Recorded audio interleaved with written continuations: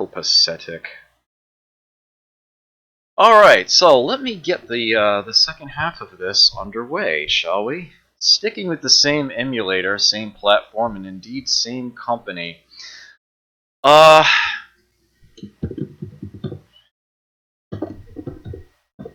am not putting the exclamation point there, forget it. So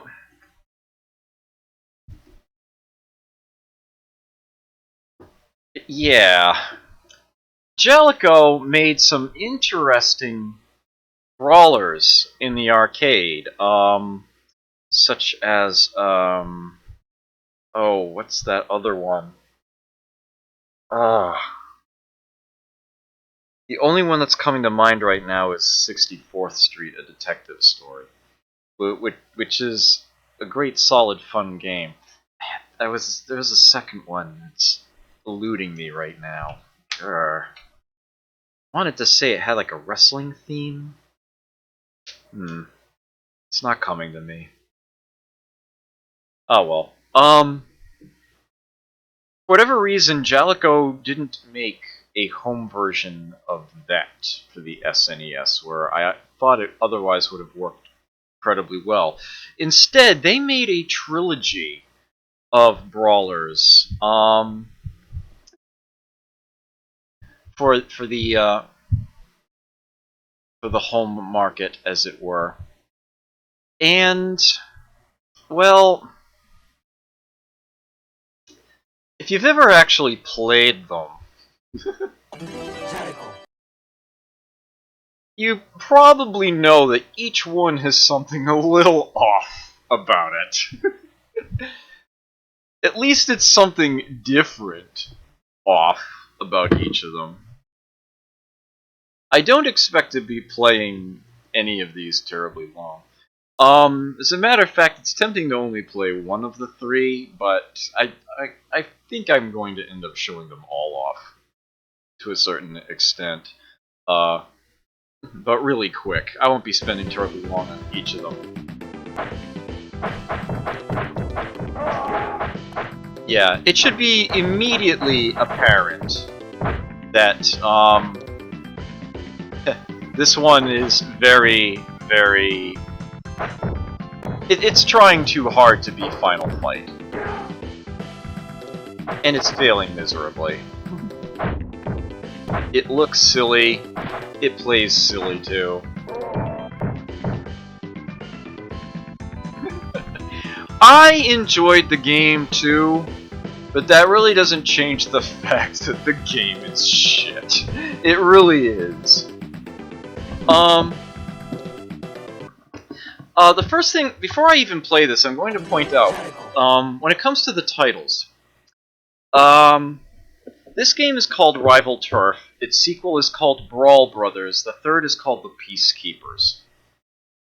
And characters got renamed and swapped around and whatnot between them, to where they're even not really recognizable as a trilogy outside of Japan. But look at the Japanese titles for the games, and they all begin rushing a beat. Yeah, so they are in fact an actual proper trilogy, even though the characters have been renamed multiple times. The connection is supposed to be there.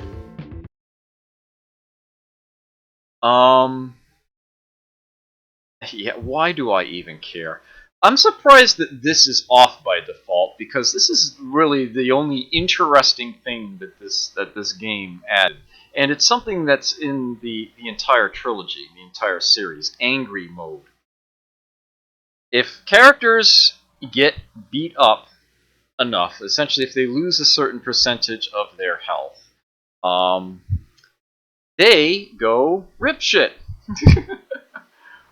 For a few seconds, start dominating the enemies, and I think they actually become temporarily invincible, if I'm not mistaken. Yeah, this actually does use the bumpers. You actually have a run command. You can move extra fast. Yeah, okay. Let's get this started. Yeah.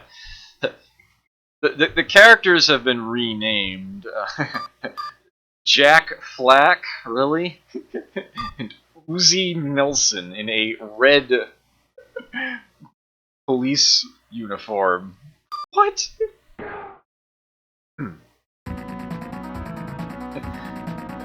Because it's an SNES game, they had to use Mode 7 for something. They scale you in on the map.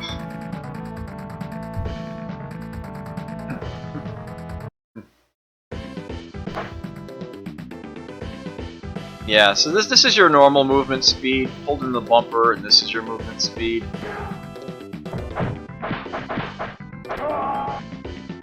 Yeah, the attack mechanics feel really chintzy. For starters, you get 2 punches with one press of the button there.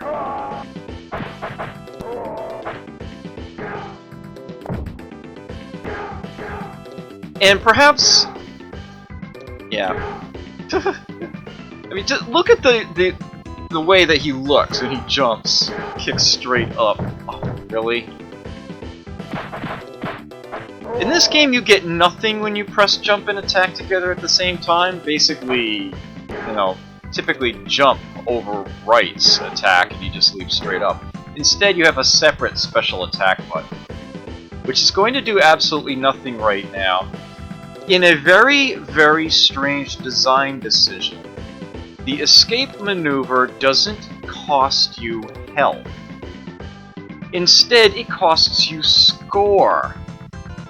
In a game where every KO gets you 1 point, and that's all that you score for, it's Konami beat-em-up scoring, essentially, it costs you 5 points to do a single escape maneuver. Do a single, you know, invulnerable attack that hits the enemies around you to get yourself out of a nasty situation. That's just mean-spirited. Who does that? Who designs a game that way? I'm sure that speedrunners love the crap out of it. But yeah, other than that, those mean-spirited jerks. It's pretty much not worth it. So here's Angry Mode. Yep, I'm invulnerable for a time. The best thing about Angry Mode is that you throw enemies up extra high and far when you throw them while you're in Angry Mode.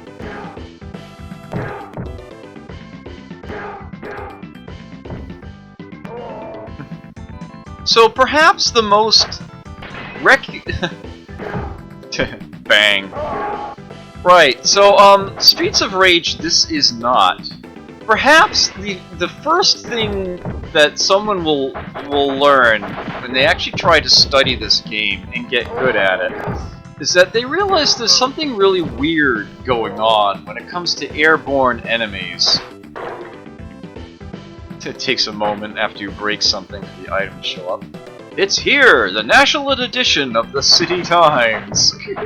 Why the rest of the nation gives a crap, I have no idea. I always thought that was an odd sign.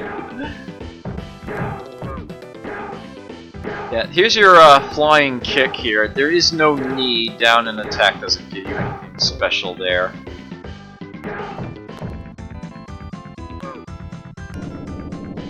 We're now on a bus. So here's the #1 wacky thing that truly defines the way the strategy in Rival Turf works. Anyone that is airborne is invincible. Just straight up. Then enemy jumps, you can't hit them while they're in the air. You have to wait until they land. When you jump, you're invincible while you're in the air. You can jump kick all you want, you can only get hit when you're on the ground.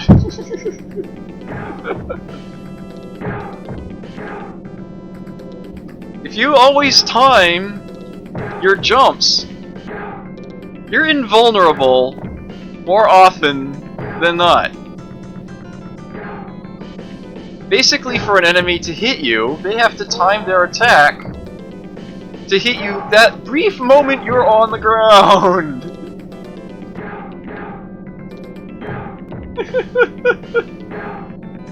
Mind you, a lot of enemies have repeated attacks and whatnot. Yeah, there we go. That's what the escape maneuver looks like, in case you were wondering. I just did one. Because I really don't give a crap.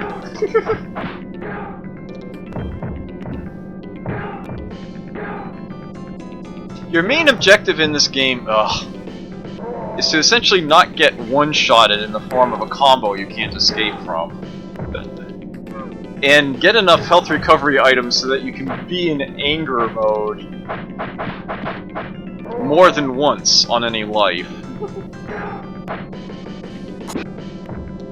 That sound effect with a knife.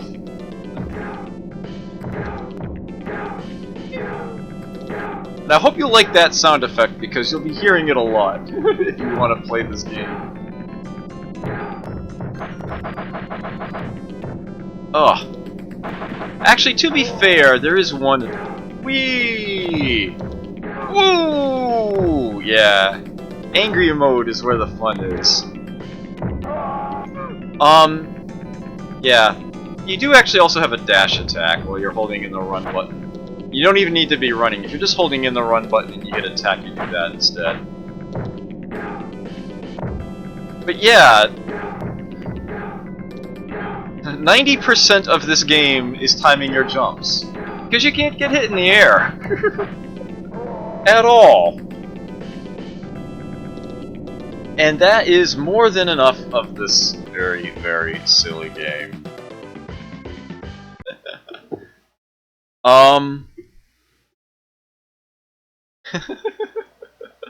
Yes, that is Rival Turf. Take it or leave it.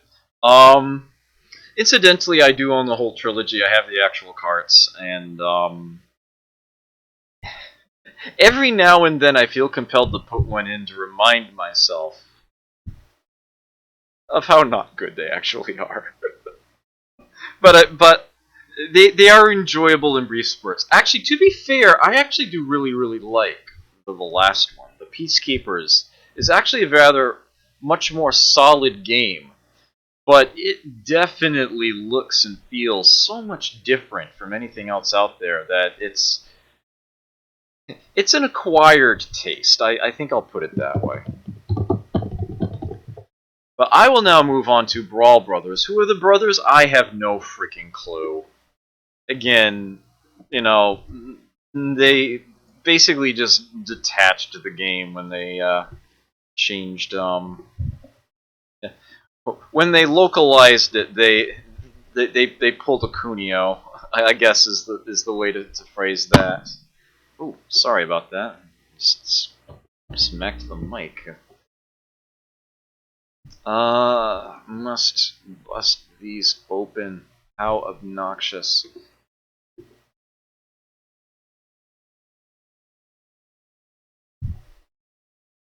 So, if it's even going to come up. Huh. We would seem to have an emulator incompatibility here. Brawl Brothers is not loading.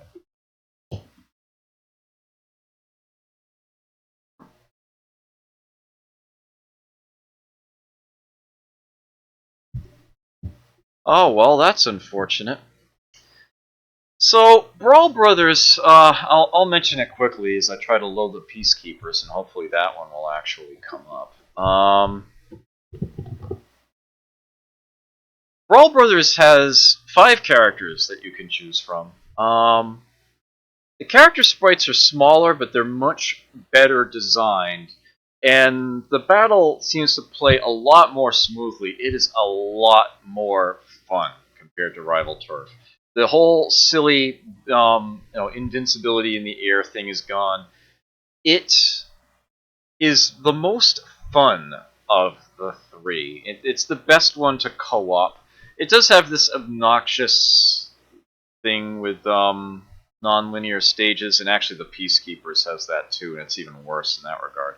But it is definitely one of the more enjoyable games to play, especially if you have a co-op partner. Being able to play it with multiple people is a lot of fun. But here's the clincher. You know, Rival Turf has that big weakness. If you're in the area, you're invincible, and it kind of wrecks the game. Brawl Brothers does something very similar. When you're on the ground, you are not invincible.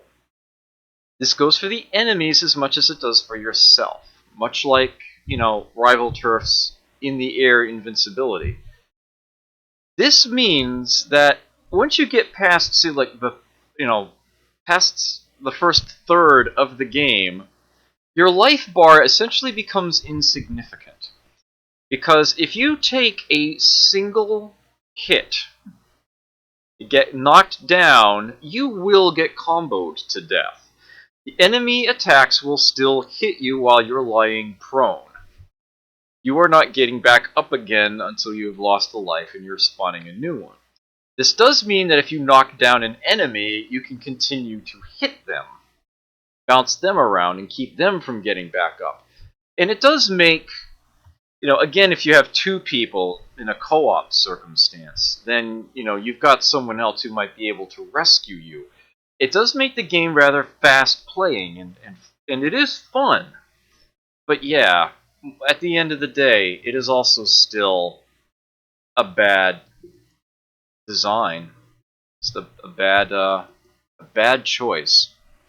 Now, the Peacekeepers has no such vulnerabilities. Okay, good. This one is going to run. I'm glad for that.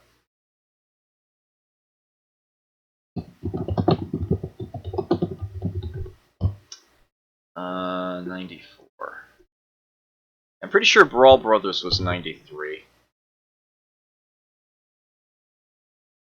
Switch back to that.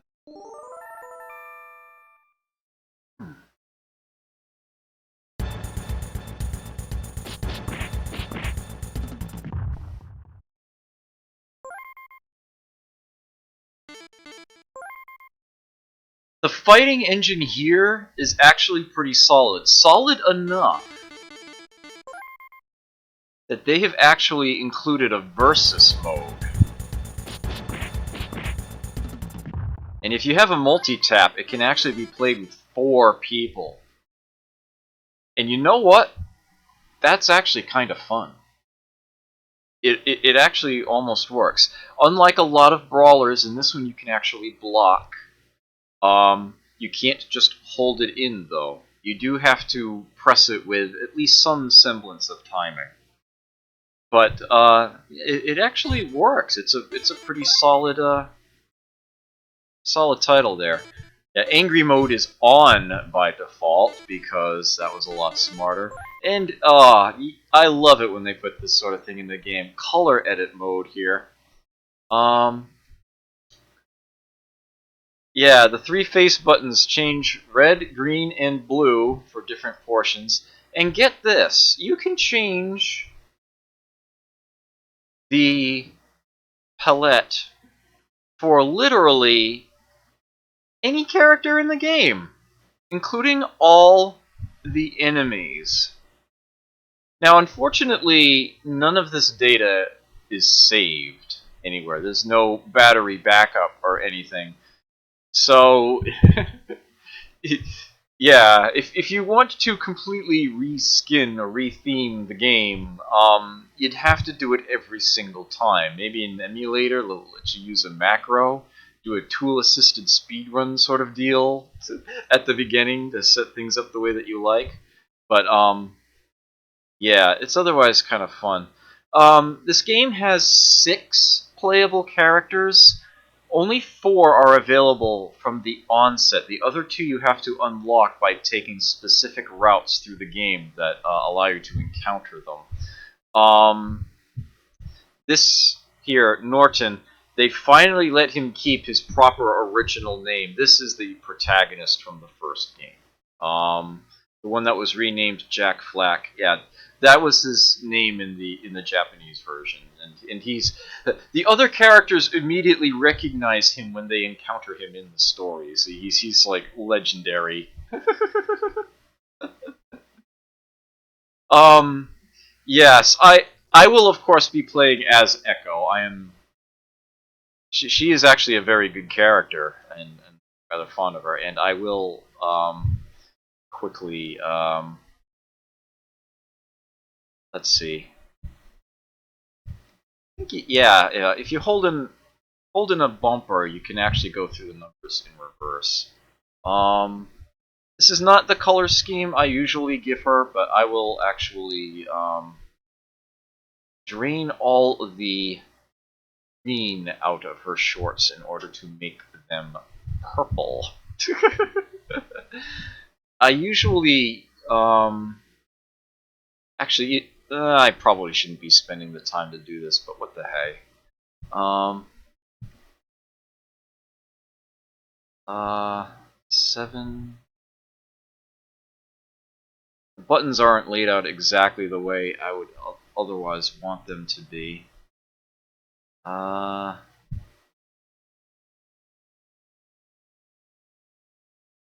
I doing? There we go. Stop it. Wait. Okay. There we go. And then this one should be... Yes. Oh, other way. Got it. There we go. Silver jacket.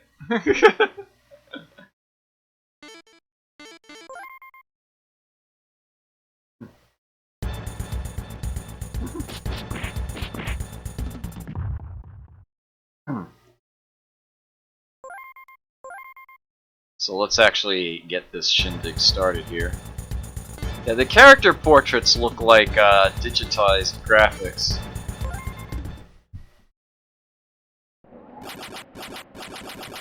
Now it begins.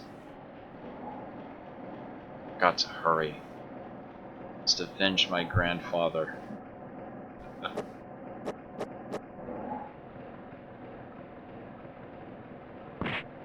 Alright, so the first thing that you will notice is the lack of music.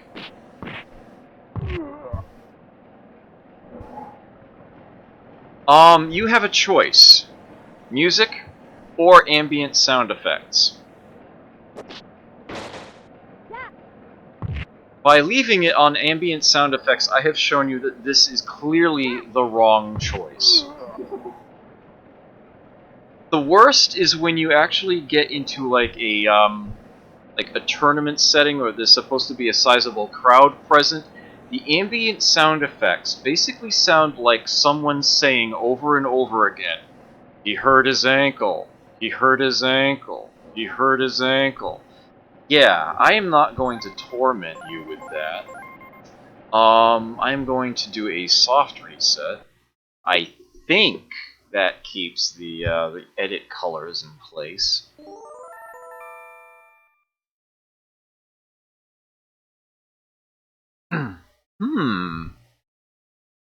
While we're waiting for this to come up, did Sonic Blast Man have an arcade game?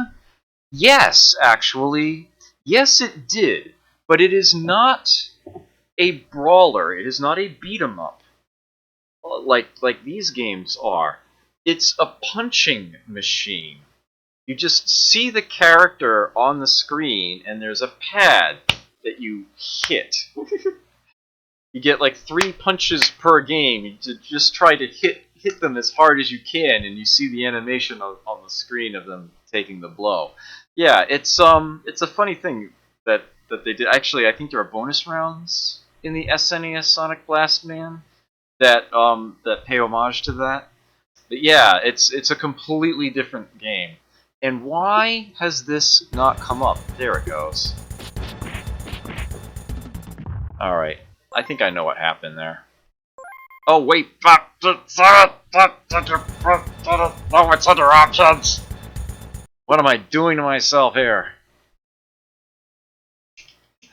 I am not doing well tonight. I sincerely apologize for that. All over the place here.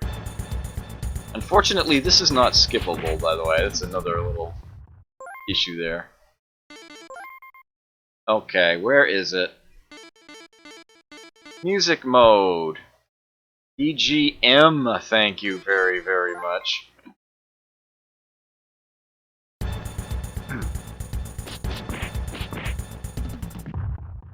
Yeah, Jellico, I've never actually seen a Sonic Blast Man machine in an arcade. I'm pretty sure those were only ever released in Japan, but what I have seen in the US a lot of is another Jellico game of a similar variety. It's an arm wrestling machine. It's called Arm Champs. Actually, it's always been an Arm Champs 2 machine that I have seen, but there was an original Arm Champs. The only place I've ever seen Arm Champs is the first boss of the game Paradise. Is an Arm Champs machine that that attacks you. Yes, actually, it does retain the palette on a soft reset. As a matter of fact, you can see that the palette actually affects the character portrait too. Pretty clever the way they put that together.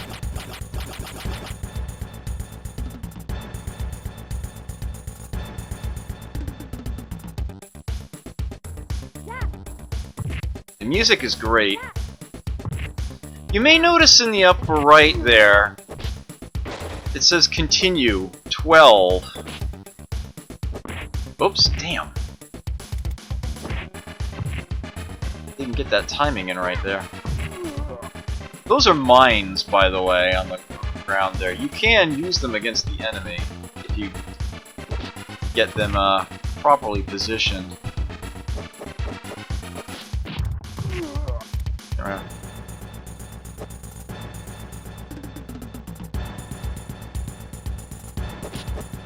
Trying to remember what moves she has. I'm pretty sure she's got more than just that knee.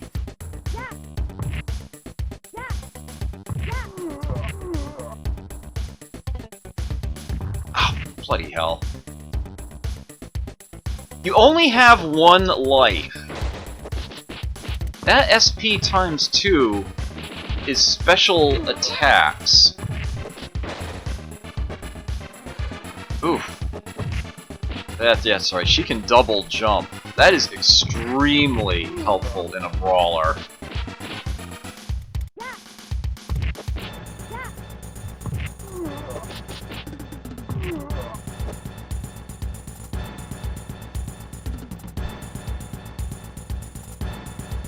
This is a very kind of tricky game. It's very unforgiving. It's not unfair, but it is very unforgiving. Ah!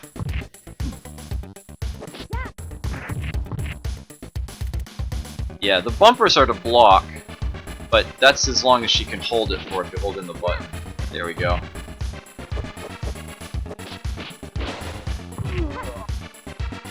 Pressing attack and jump together at the same time performs a knockdown attack. In a fighter's style there.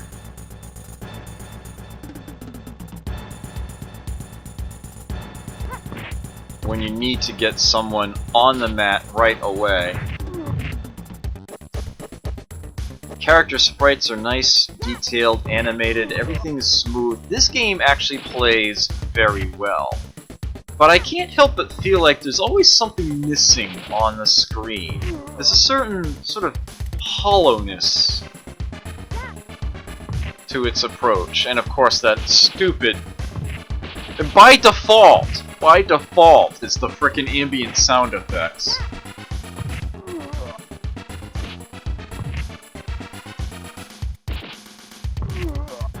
Yeah, the way that the escape maneuver was replaced with a limited stock special attack. Was it both bumpers to do? No. Is it a separate button? Oh no, you do actually have the escape maneuver, that's right. But it's mapped to its own button. It costs a small amount of health. Oh, here we go. Exterminate, destroy, you must not survive. Where did he come from? You will lose.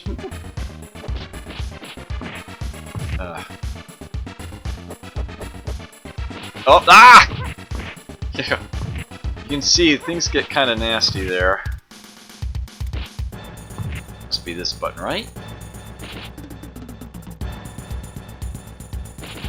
Ah, there. Oh, the angry mode just kicked in. Damn, I'm trying to remember how to... Ah! Yeah, that sort of pose there. Ugh, damn it. I like how you get to choose where you respawn to. There it is. That's her special attack there. Screen clearing.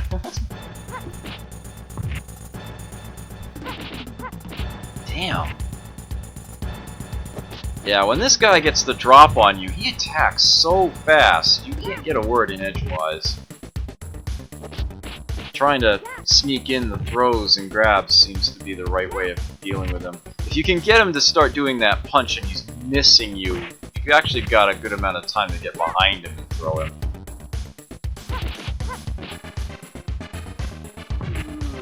Yeah, all the touches are there in the animation. The dialogue isn't bad. They did a good job of the story there.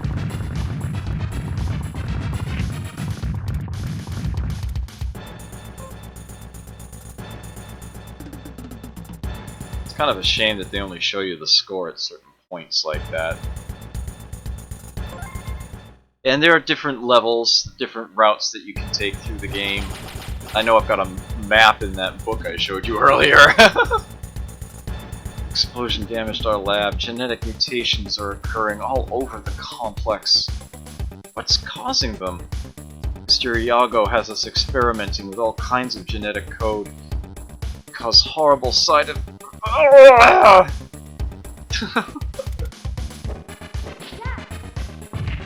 Yeah, this game is a little dark.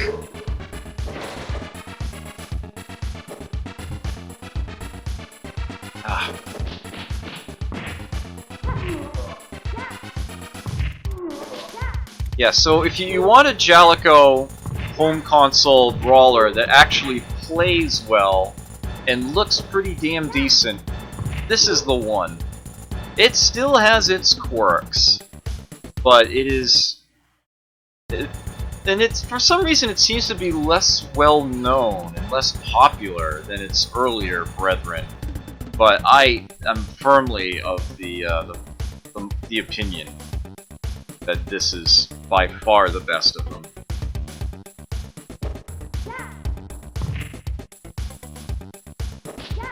And you do have the down attack. Ow! Little shit. Yeah, Echo lacks a proper jump kick. She uses a knee instead. And that makes her kind of hard to play. Especially if you're used to, like, you know, other brawlers. Yep. Yeah, so now you're going to face enemies that when you KO them and they land in the sludge, they get a second life as they become a mutant.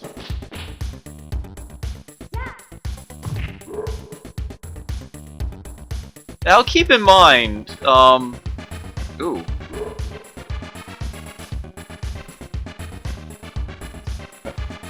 What's up with you? Say hello to my little friend! Pal, I'm gonna have to ask you to leave. Ow! This guy is brutal. So brutal. He can't take it, but boy can he ever dish it out.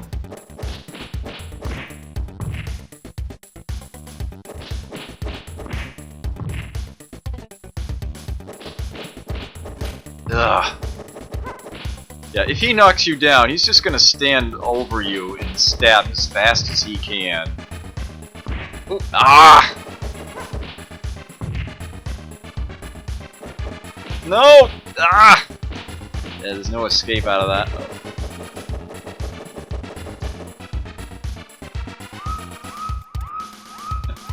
They call her Echo for a reason. Ah. So yeah, that you have one life per credit. And you've got, you know, the life that you start with, plus 12 extra credits sitting in there. There's no way to get more. There's no code to get extras. In fact, there's no hidden codes in the game at all. The manual tells you this. It says, you've paid your money for a good challenge, and we're gonna give you one. So finishing the game at all is something that takes quite a bit of practice, even if you are willing to, credit feed, as it were. Yeah, it gets nasty. It gets really nasty. Oh yeah, the story playing in the back. The characters actually have different effects from their special attack, the one that actually costs stock. You do it by pressing the pose button and then immediately the special attack button. Basically, you cancel out of your pose to do your screen clearing super there. Well, in Echo's case, that's what it does. It does different effects for different characters. What it does for Norton, what it does for Norton is it puts him into angry mode. That's his super. It gives him temporary invulnerability and can pound through other characters there. Yeah, so this is Jalico finally got, the things that they were doing in their arcade brawlers and whatnot, and got an SNES brawler that feels right, set up, actually plays well. I can't help but feel like there's always something missing to it, but it actually plays really, really well. They did a very good job of this game, and so few people seem to know about it, which is weird. For whatever reason, Rival Turf and Brawl Brothers always seem to be the ones that people know.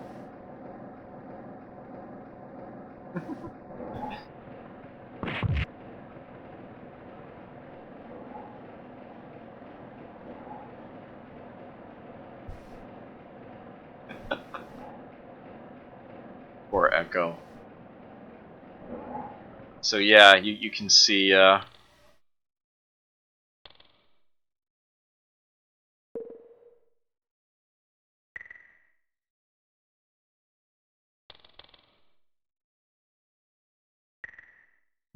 they put a lot of work into this.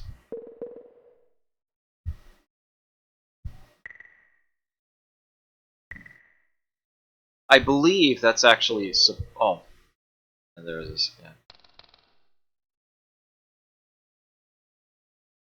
Yeah. I will close that now. Yeah, it's for some reason not nearly as well known as the other two. Plays so much better. But they all have something wrong with them. That has the least wrong. Yeah. But yeah, if you don't mind your ankle hurting if you forget to change the option there, that is the Rushing Beat series. That is Jalico does SNES brawlers. The third time was definitely the charm. That's the takeaway there. So the next one that I feel compelled to do, oh man.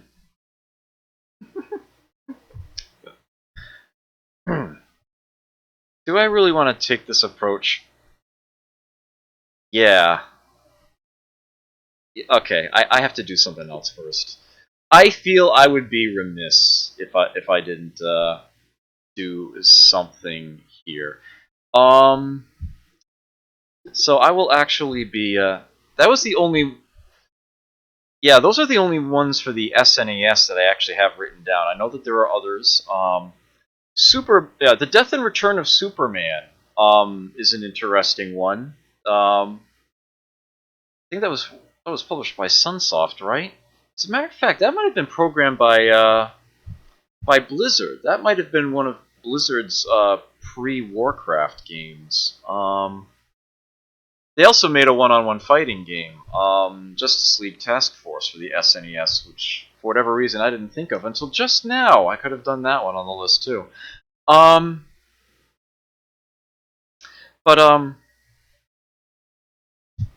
Yeah,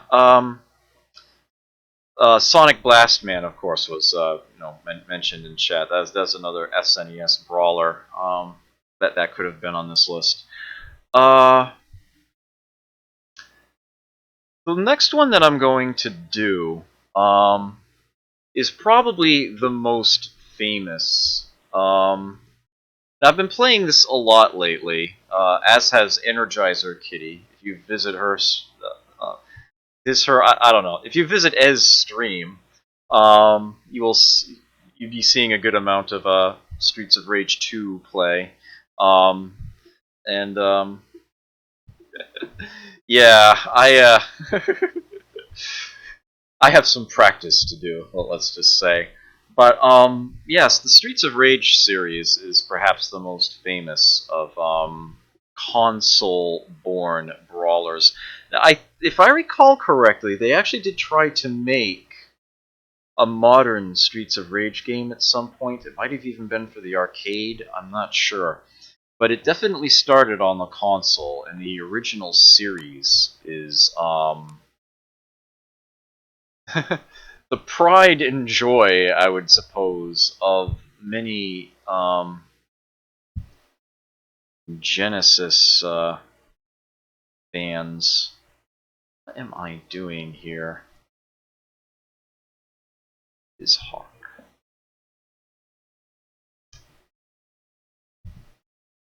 I apologize for fumbling things around at the moment. I will get a Streets of Rage game open momentarily. I am not going to play all three of these. In fact, I'm only going to play one. What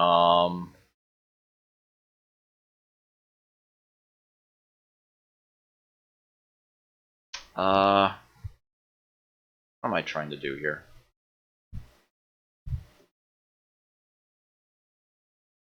Oh, damn it.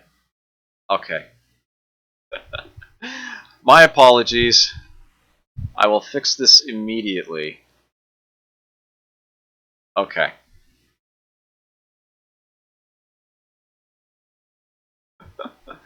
Crap.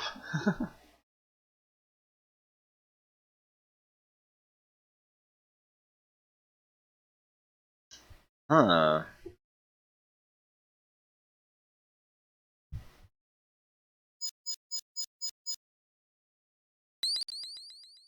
This isn't the Asia version, is it? What?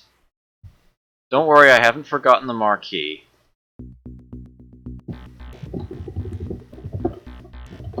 Now, a funny thing about the Streets of Rage series. The original game in the trilogy, it's solid enough.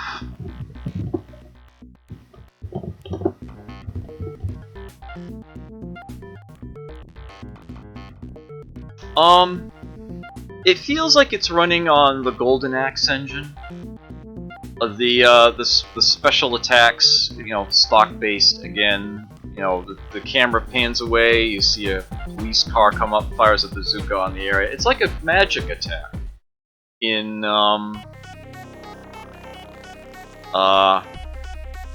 in Golden Axe. The way that plays out.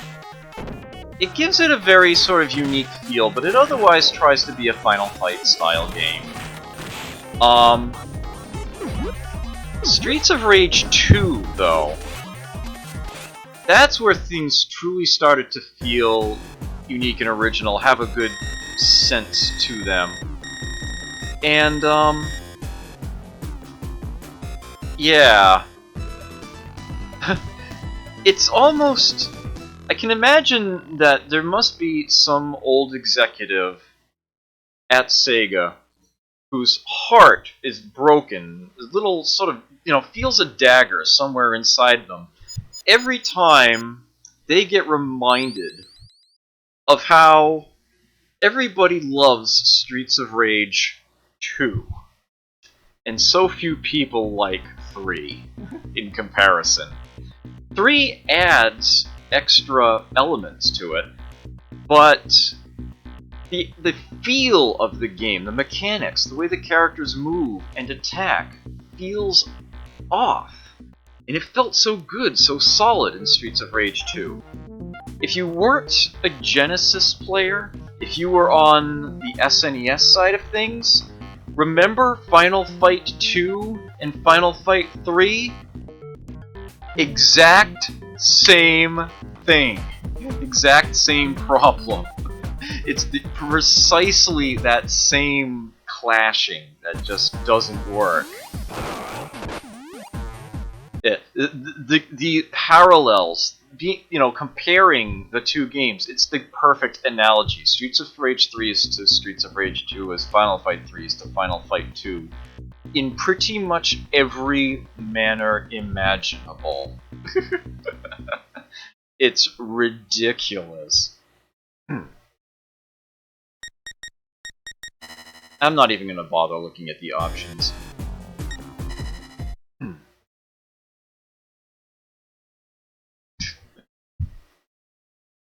Phew, that was close. Yes. Vincent. Boom! So we're lucky we found the bomb. Alright. I just wanted to quickly double check that you were not looking at a black screen. I've made that mistake before. BizHawk can sometimes lose connection. Now, the most famous thing about Streets of Rage 3 is its censorship. Compared to the Asian version of the game, which I thought this was supposed to be, but I guess my file was mislabeled or something. That's really weird. I'll have to look into that later. Yeah, there's a,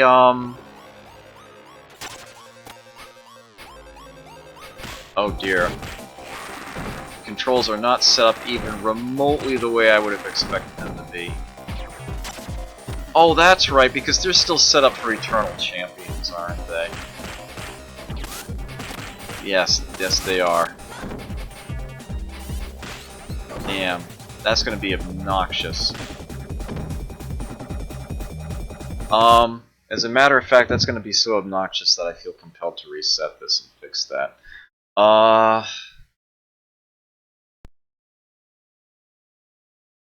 This will take just a moment here. Alright, so setting this back up for a generic thing here. How do I want to handle this?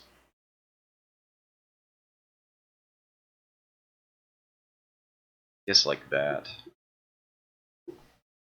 Okay. Let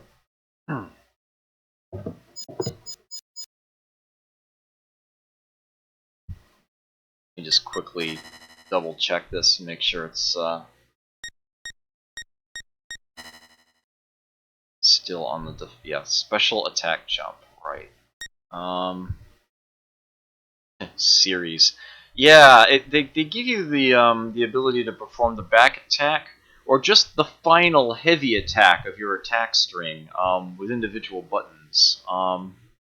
When you've got a 6-button pad, really nice little extra. And how come there we go. So get me out of that screen. This was supposed to be the Asian version of the game that I was playing. What? That just canceled? Skip the cutscene. Something I can do in this game.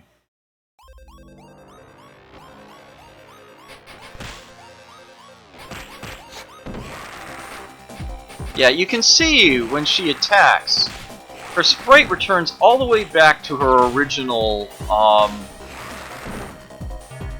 position between punches.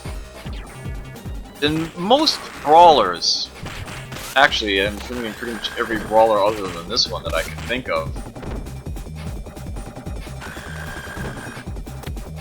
that's simply not the case.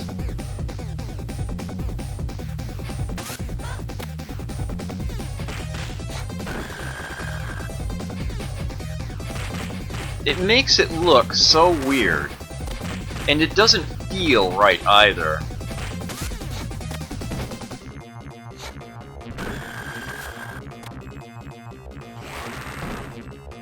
And it doesn't help that the characters look less detailed, a lot worse, a lot chintzier than their equivalent in the preceding game.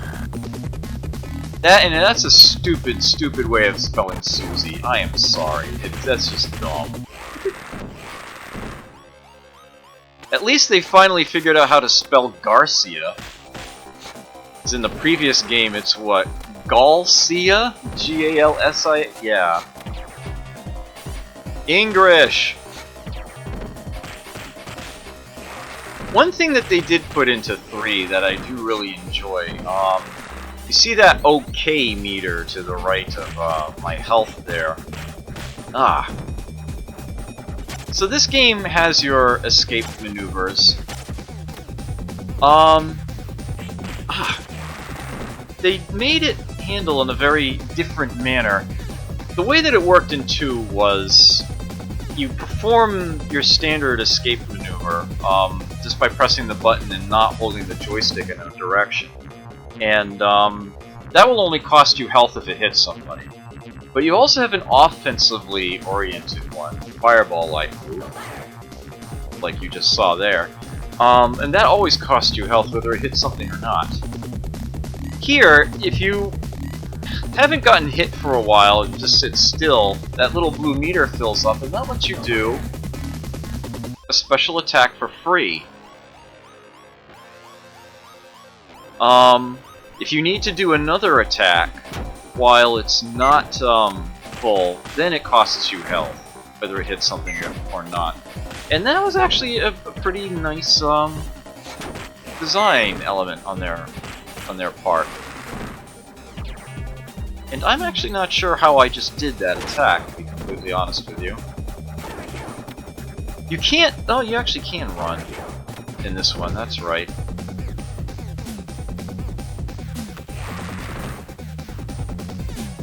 Yeah, in 2 you can't run, but you do have double tap attack moves. She has that here.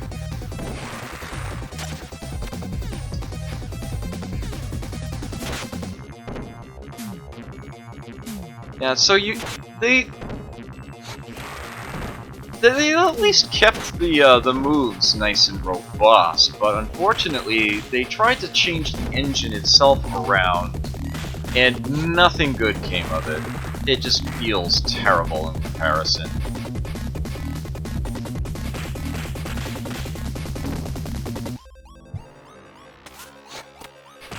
Perhaps the most famous thing about this game is that its Asian version has a boss that got censored for its other releases. It looks just like Freddie Mercury, basically. Oh yeah, look at that. Vertical dodging. Forgot about that, actually. That is a really nice thing for them to have included. It's like the mechanics are there, it's just that the engine itself just feels and looks so bad in comparison that it's just... ugh. Yeah, trying to throw them doesn't work so well.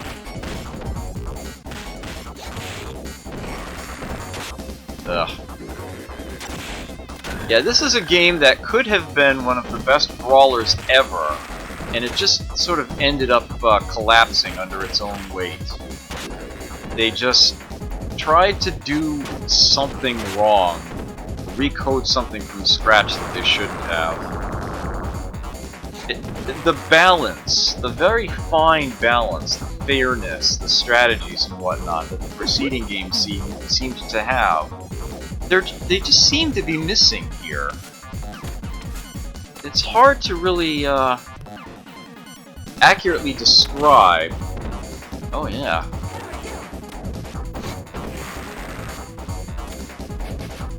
It's playable, but play this right before or after playing Streets of Rage 2, and you'll feel it. You will definitely feel like there's something missing. It's definitely just not as solid.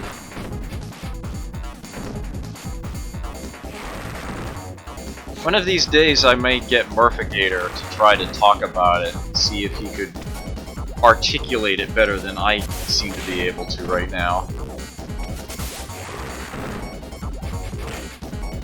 Ugh. Damn. At least they didn't give you the you actually get to play the ×0 life in this game, unlike the first two. That's something that has always bugged me in any game.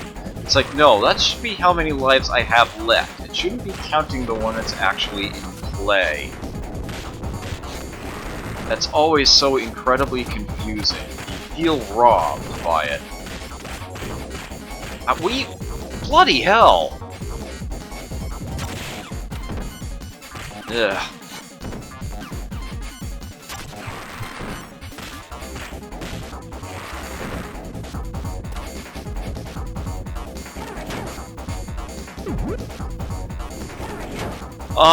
Anyway, as I was saying, I wish I could remember what that mini-boss's name is, but, yeah, he's decked out like,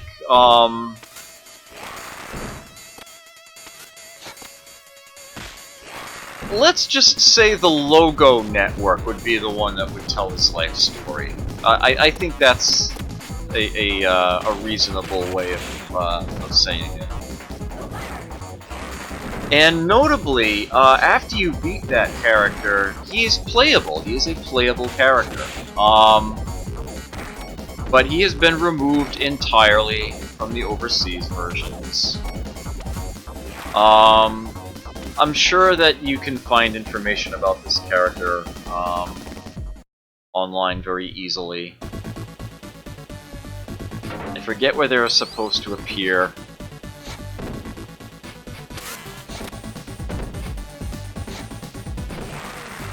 Yeah, this game has a number of secret characters that you can unlock, and unfortunately in only one version of the game. That is one. This was supposed to be the Asian version of the game, but the emulator is telling me it's the European version, so I have no idea what's going on. I may look into this later on. Oh wow, that was surprisingly effective. Yeah, they gave these characters the obnoxious ability to duck and avoid whatever the heck it is you're doing for a time. It's just really annoying. As if these sorts of games weren't the bane of speedrunners already as it is. Seriously?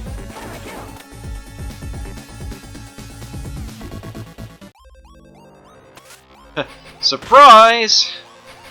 It's the penultimate boss from the previous game, and you're still in the first stage. Yeah, this game hates you. Hates you so much.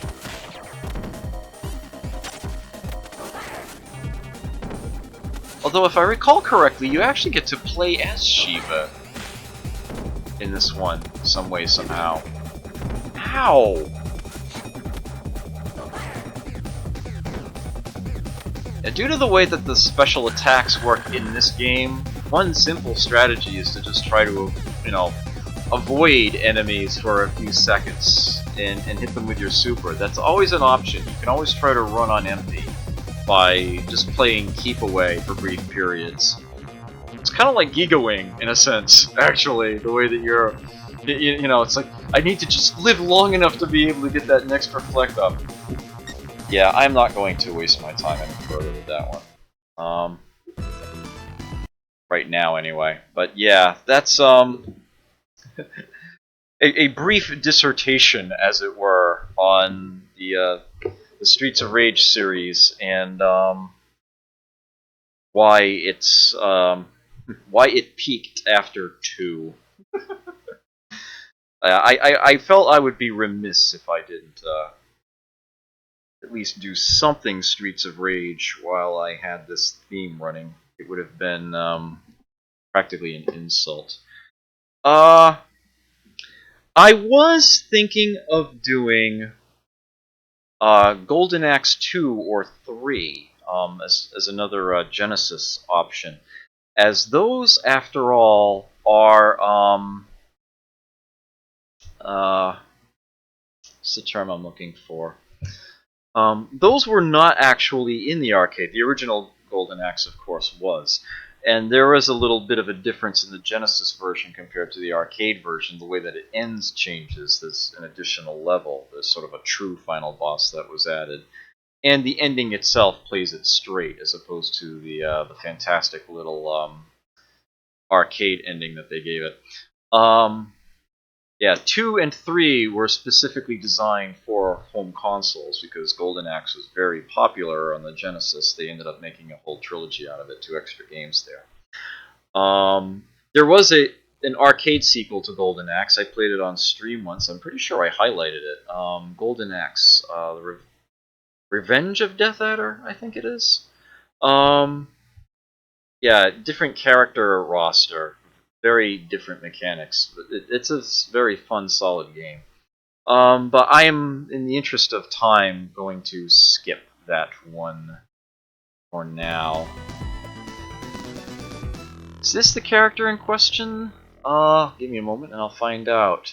Yes! Yes, that is it. Yes, Ash is his name. Yes. Yeah, everyone can go ahead and take a peek at that if they feel so inclined and ask themselves whether that's, yeah, a thing or not. So, uh-oh. What has Sciature done? Yes. Yes, indeed. The, that is a... That is a fantastic image, Sciature. Thank you for linking that. Yeah, the artist who did the box art for those games, yeah, copied himself repeatedly. That's something of a, I think Cracked mentioned that in an article once.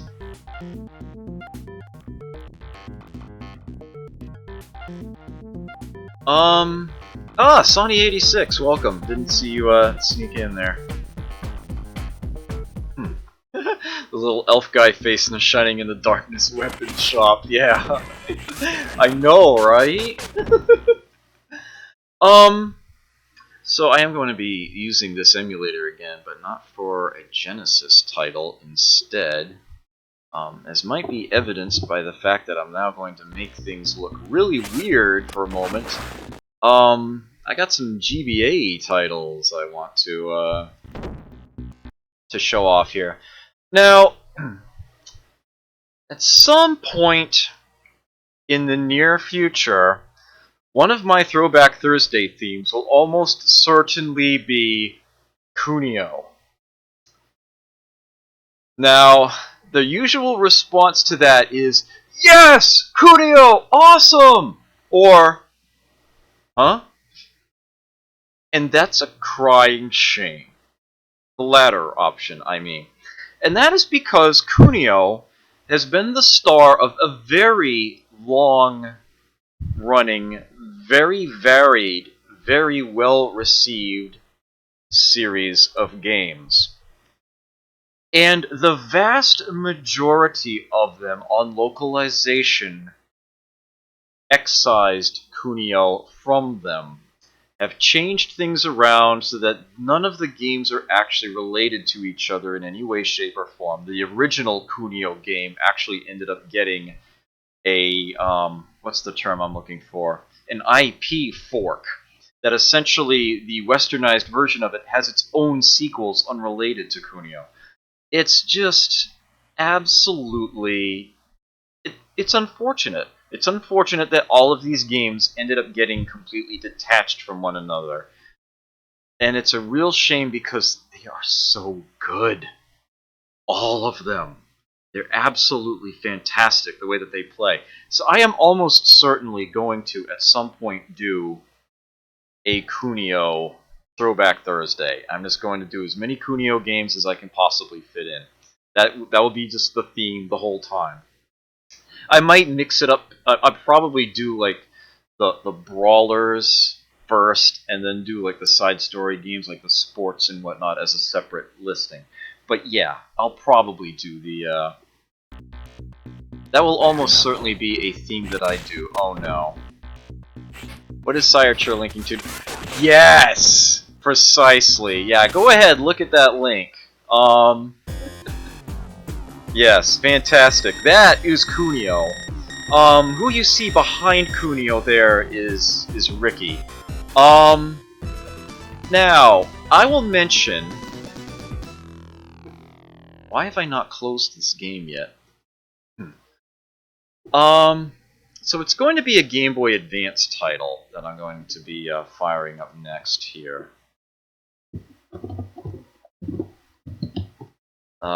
This was published by Atlas. Licensed by Million. I forget what year, yet again. So, the first Kunio game, when it was brought over, outside of Japan, was reskinned to no longer look like Japanese high school gangs fighting each other, and instead look a whole lot more like the cult classic film The Warriors. I want to say the Japanese title is Neketsu Koha Kunio-kun.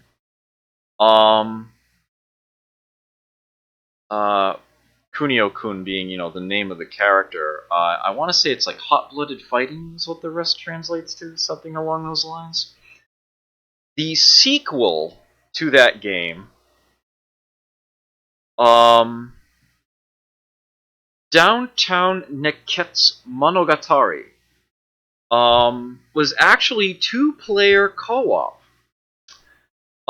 Player 2 played as Ricky, who you saw there. Ricky was the first boss that you faced in the original game. And this game was extremely popular on the Famicom.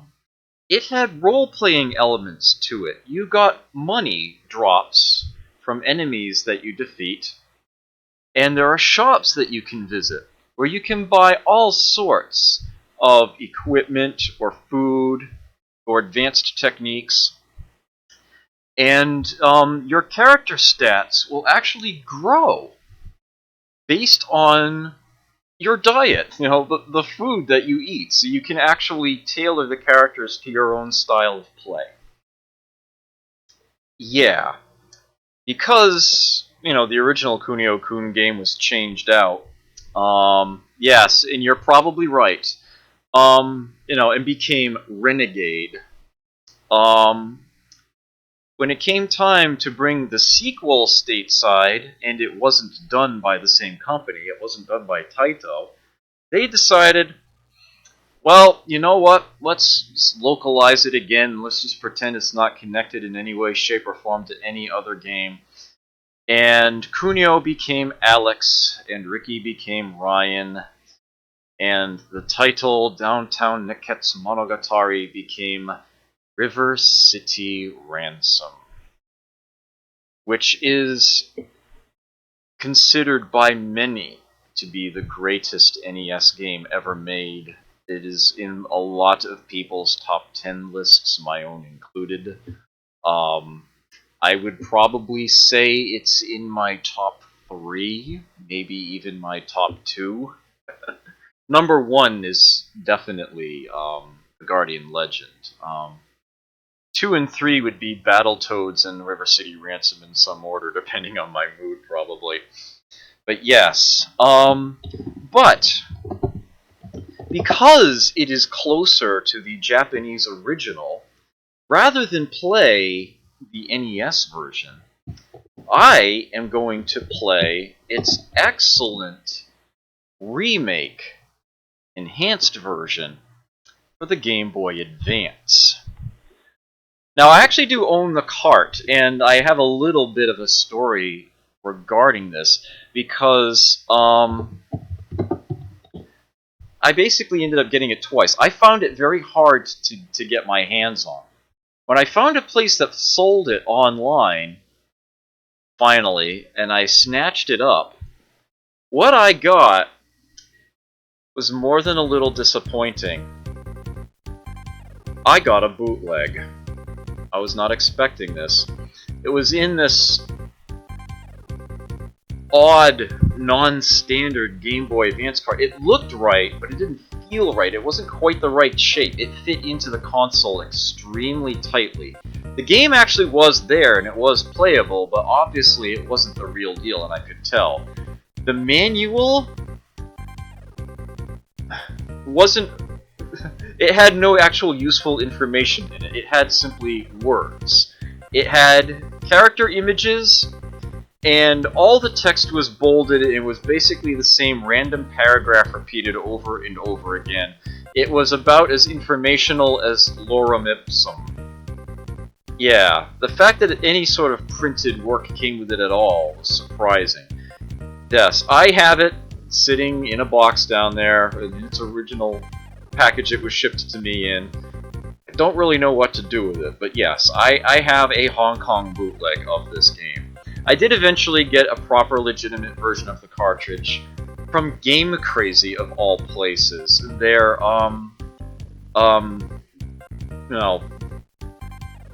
the search service that they used to have, that they'd look into their inventories in all of their other stores or in their warehouses and drag a game out and get it shipped to your local store. And they gave me a damn fine price on it, given how hard it was to find the game.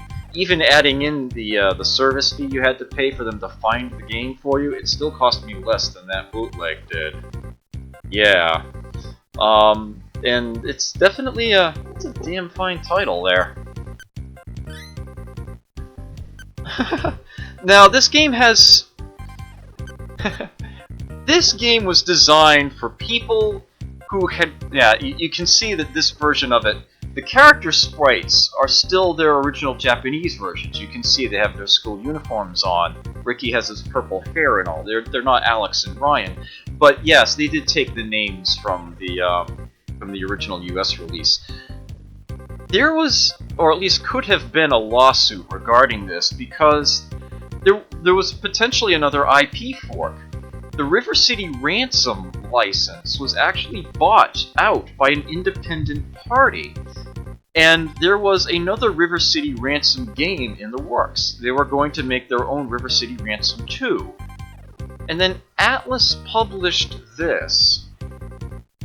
Never even contacted the people who had the actual rights to release a game called River City Ransom in the US. Funny that. Perhaps the funniest thing about it is that no lawsuit actually came up.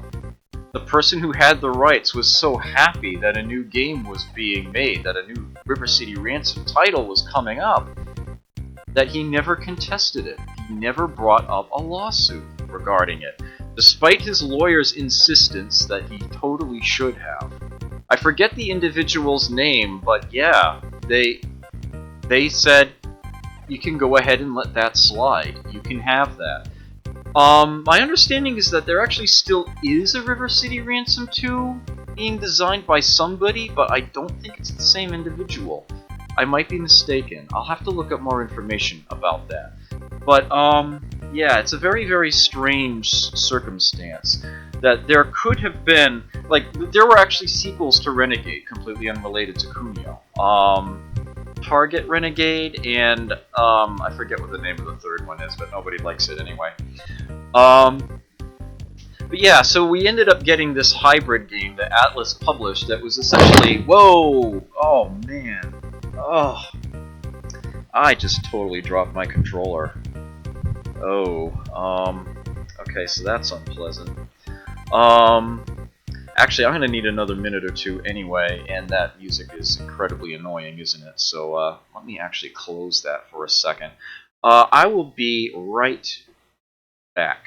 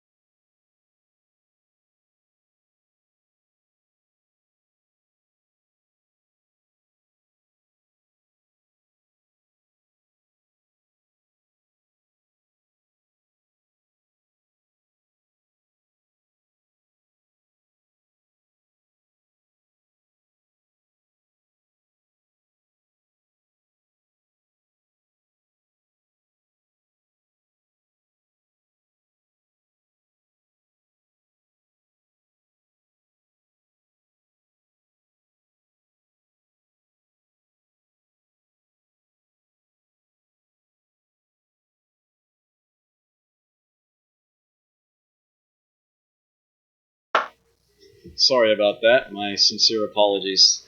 Yeah, that was a little minor emergency I had to take care of there. We're good now. Let me get this back open again.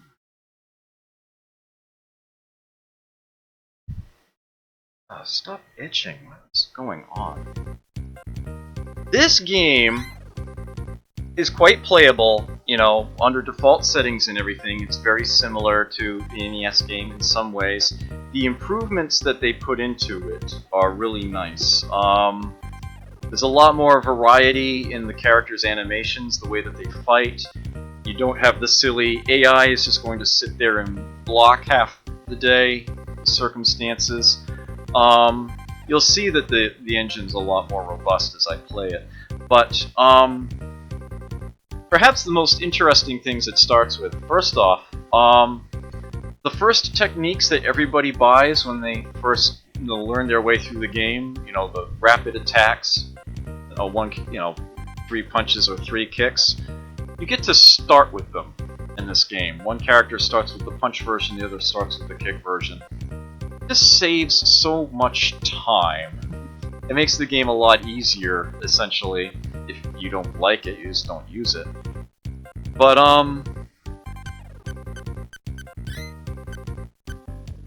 yeah. You can adjust a ridiculous amount of things in this game. They gave it an astounding level of customizability.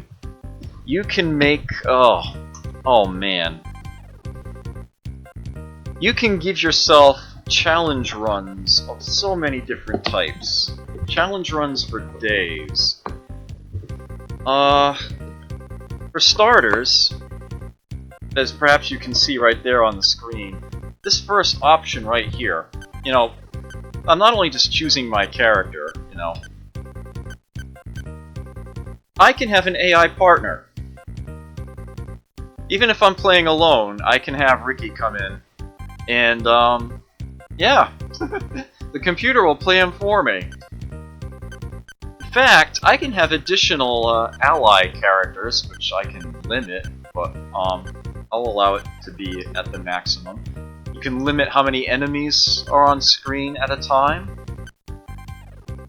Of course, there's the difficulty setting. Wussy, easy, normal, hard, crazy. I'll leave that all for now. Attack rules for allies, sort of give them priorities in battle. Brightness.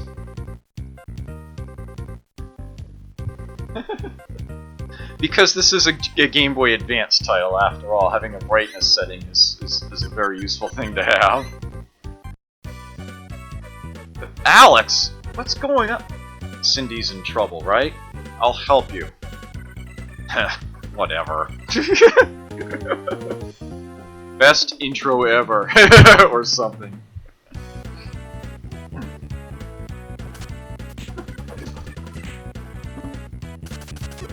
Yes. Kunio starts with the triple kick. Although it doesn't work in the same way, you see you knock them down in one blow. Look at that! Look at that awesomeness.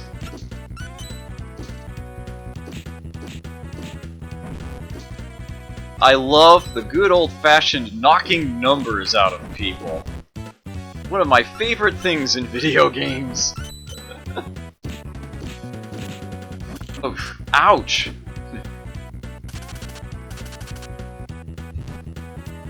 Yeah.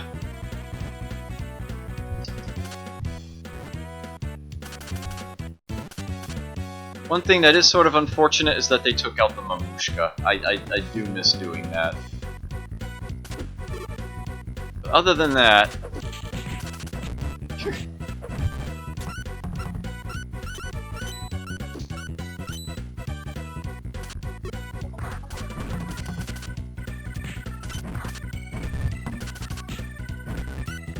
Ugh.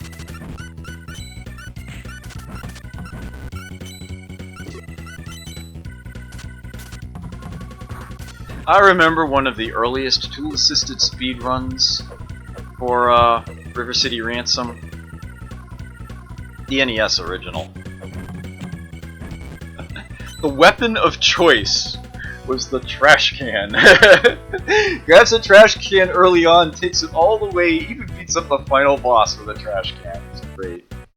So yes, the bookstore, decidedly less important early on. As a matter of fact, you can see this one actually has a very different set of options here. All the prices have been adjusted, things have been rebalanced. Is the sushi bar. I will buy a sea urchin. Oops. I apparently buy a sea urchin with the other button.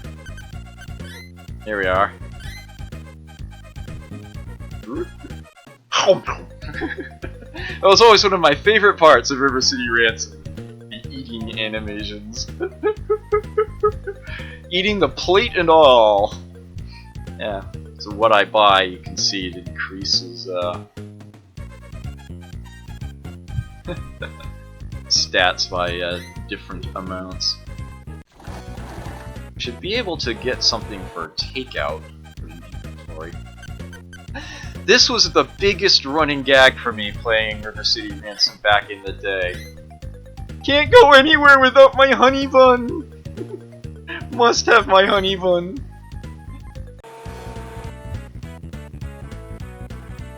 If push comes to shove, I'll eat the honey bun.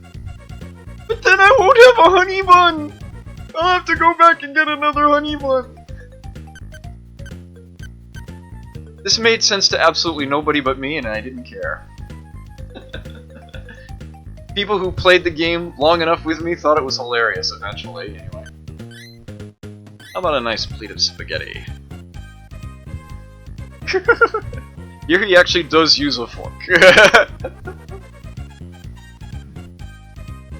Yes, if you eat food that recovers health, but your health is already at the maximum, then it will increase your maximum health instead, up to a cap. And have some nice hot cocoa to finish things off. That did not look like hot cocoa at all. He also drank the whole cup. By which I mean not just the contents of the cup, the actual cup. Now we don't need more. I said we don't need more. Oh, damn it. Whatever. Okay. Yeah, willpower is, of course, important. If you run out of stamina but you have enough willpower, you'll actually get back up again. You'll lose your willpower, but you'll have some stamina again. You won't be knocked out. You won't lose half your cash.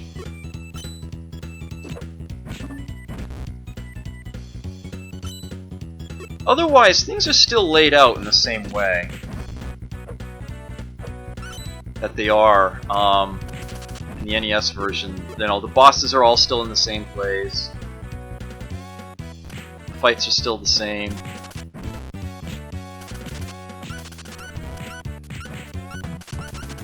First boss is on the screen if I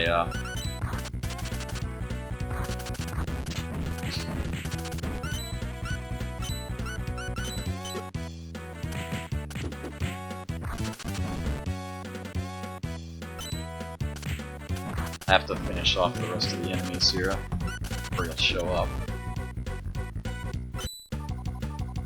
Stop right there! The name's Moose. My man Rocco doesn't want to meet you.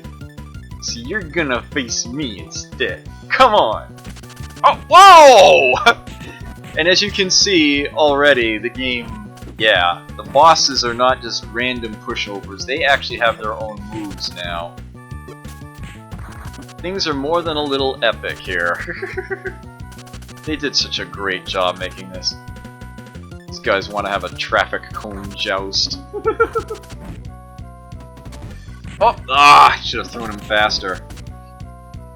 Hey, stop already! You're hurting me! Give me that.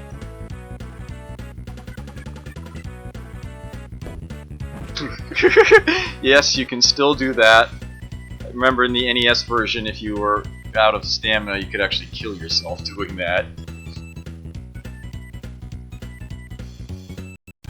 Hamburger. Yep. To go or eat in, you can still have your Super Merv.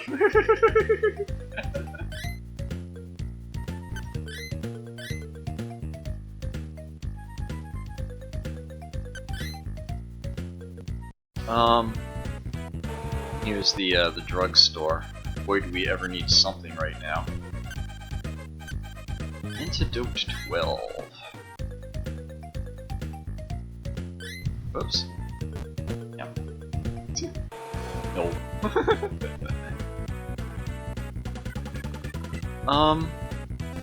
There it is. Yes, you can use your... What am I doing? There we are.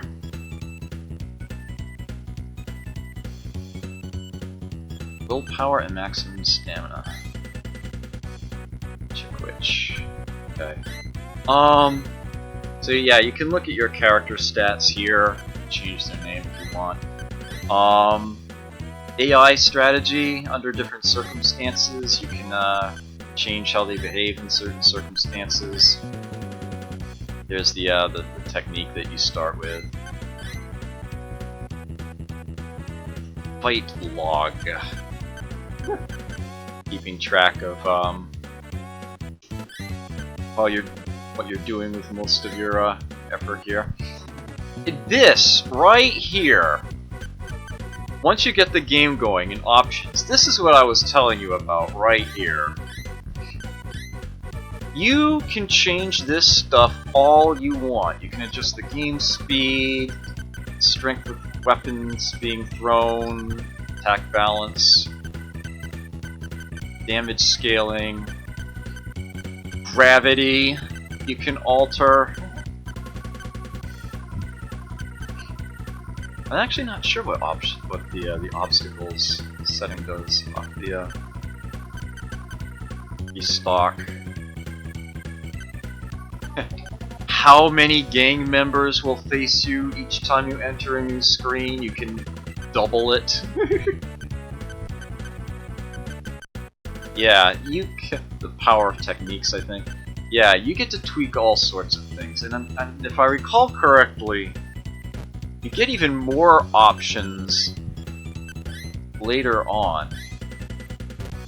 Let me try to Oh, I'm not going to be able to do that, am I? I have some info.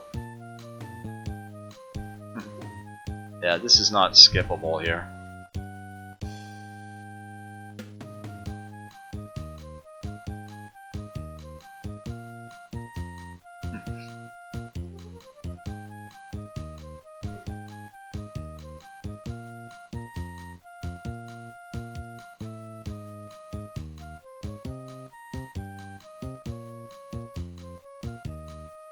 I haven't played it, but supposedly one of the later Kunio games, one of the brawlers on the SNES, you can actually play as their girlfriends. And they have their own distinct moves.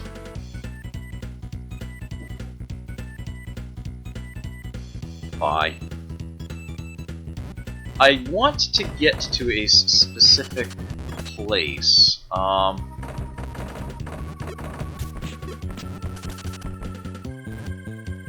I don't think I can... No, they will let me do that, that's right. Yeah, you don't actually have to fight a lot of enemies if all you want to do is just get around. Because I knew you were wondering, yes, it is in fact still there. And... shop inventories in this game are actually slightly randomized from playthrough to playthrough. Things will show up. You can buy things from Merlin's Mystery Shop here that are actually, I believe, permanent unlocks. They actually give you additional options in the game to further enhance replay value in it. I forget the exact details, but these aren't just like super expensive things you can buy to make, you know, this one particular playthrough better.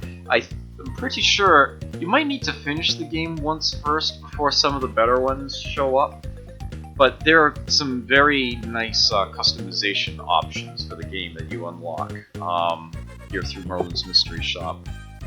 They did a fine job with this version of the game. My word, it's already gotten... Okay. Whatever. So, that's gonna be enough for River City Ransom EX. I am going to now fire up another Game Boy Advance brawler that I may very well be the only person who actually enjoys it. But you know what? Enjoy it I do, and I think it is a damn fine game. I did mention earlier, sort of lamented, that I would not be playing Guardian Heroes tonight. But...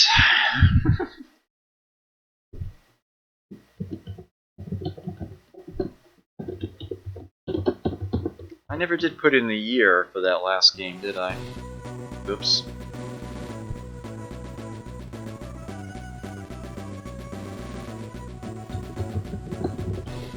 Oops. Treasure famously put off creating a sequel to any of their earlier IPs for a very long time, for like a decade of the company's existence. It was very much their founding principle. I'm pretty sure the company was founded by a bunch of expats from Konami who were like, no, we're not going to make Contra 4. We're sick of that. Let us do something new, something original. And their first game was Gunstar Heroes, and the rest is history, as they say. This was the first game, this was the first sequel that they let themselves make. They did make spiritual sequels. I mean, Project RS2. Ikaruga is not a sequel to Radiant Silvergun, but the inspiration is there. But yes, this is a straight-up sequel to Guardian Heroes. And I don't care what anybody says, I happen to think that this game is awesome. I happen to think that this game is extremely well designed. It is, unfortunately, English as all hell. But story-wise, it is just as engrossing as the original, if not even more so, and they did such a fantastic job of this game.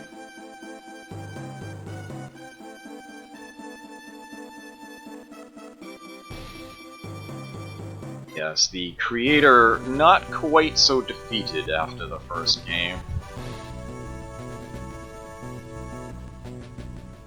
So the characters end up making a decision. Surrender or fight.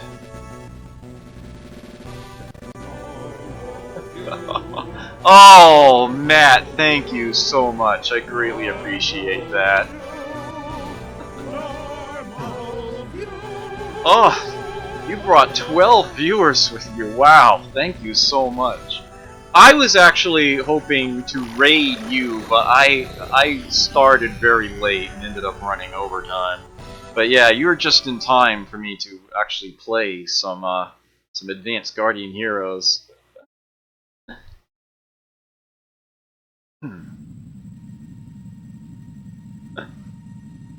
Soon. My dream to rebuild my magic kingdom will come true soon. Finally, our time has come, Master Cannon.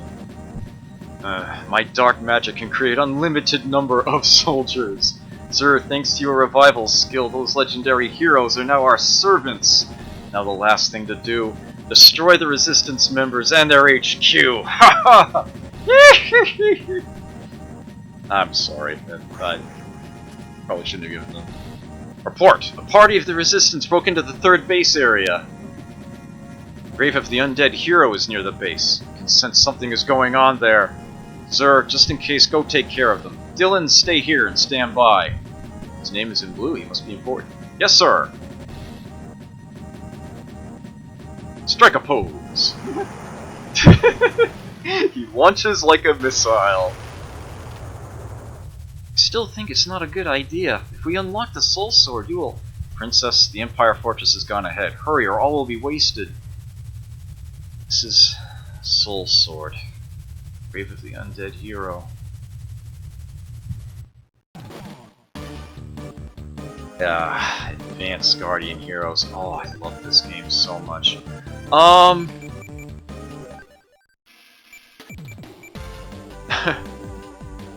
So this game is perhaps famous for having a tutorial that a lot of people haven't figured out how to beat. Aquas, welcome! Enjoy your stay.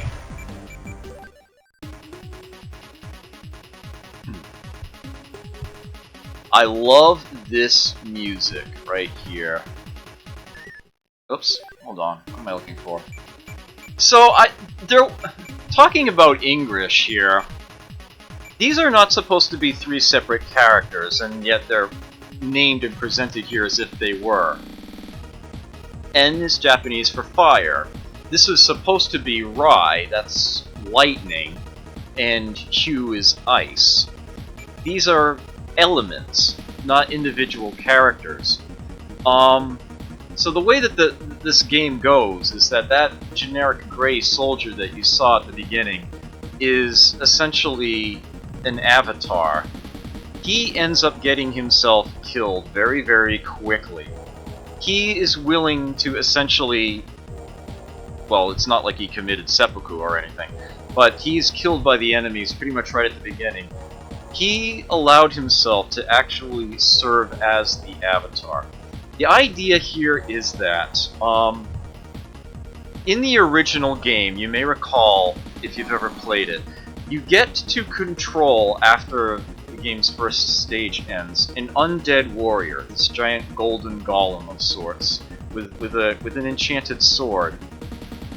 It follows your commands. It serves like an extra AI partner that you can direct through the game. It's at the second level, for the love of sanity. Apparently the idea is that sword has the ability to carry a soul through from other worlds, so to speak. In this game, you yourself, the player, are the protagonist. Through the power of the soul sword, you get to essentially take control of that character. If they die, their body becomes your avatar, and you are choosing not a character, but rather your element. You can be fire, ice, or lightning. Their moves lists are identical to each other. They've renamed them. The only thing that they differ in are their magic spells, their abilities. Oops, what am I doing?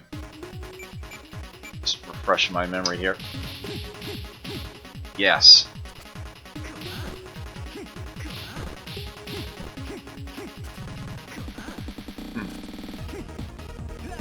Oh, hold on. Try that again. Really?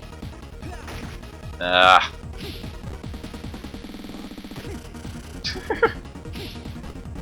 Smack him down, but good. Yes.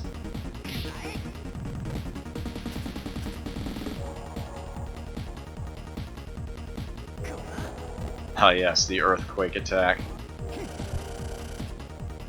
That's the throw. There it is. Okay. Great. So, so the tutorial, it actually can be beaten, yes. Oh, that is not what I want. That is a versus mode.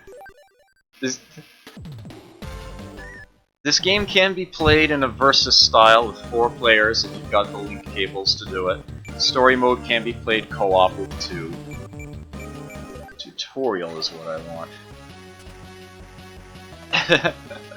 My attack cannot be blocked with anything but barrier triggered by art.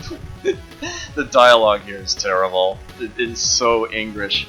The only attack which barrier can't block is earthquake. Now block my attack.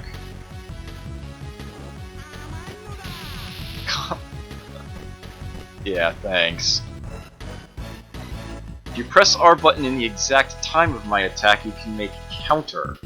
Better chances to make counter by repeatedly hitting R button, but it consumes more MP.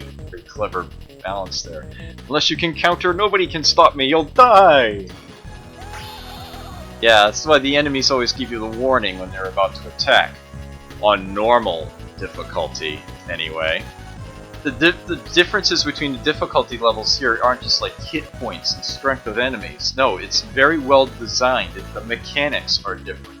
On easy, you have unlimited MP. On hard, the enemies stop giving you warnings when they are about to attack. And on super hard, enemies will actually use hyper mode, which is not even remotely fair. Keep R button pressed after counter and my special double attack can be blocked. Oops. Take this! Special double attack! This is harder to do than it looks.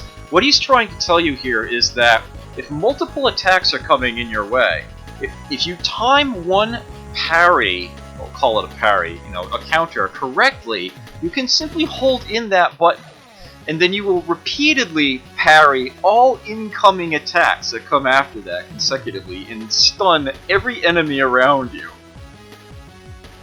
But you have to get that first one right. Nailed it in one. It's extremely difficult to do that if you don't get it right the first time. The tutorial keeps going on, and then you've gotten them out of sync with each other and they're roaming all over the place. It's a nuisance to finish that at that point. Press the B button while R button is pressed to cast a spell. It consumes MP. Keep it a secret, but you can select the spell with L button if you have multiple spells. You can't defeat me without casting all kinds of spells. Try if you can. I'm not even trying to do Sir's voice right now. I'm not sure if I should apologize or what. Yeah, fire has homing shots here. That one is just brutal. That one does a soul sword trail. And this of course is a chargeable laser.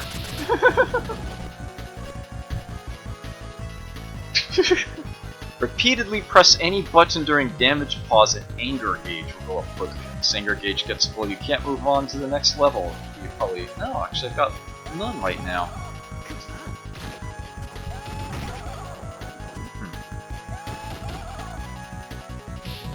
Hitting enemies while they block also builds up your anger gauge very quickly. Ugh. Yeah, if he were to do that laser again, I could probably get my anger gauge full in one shot.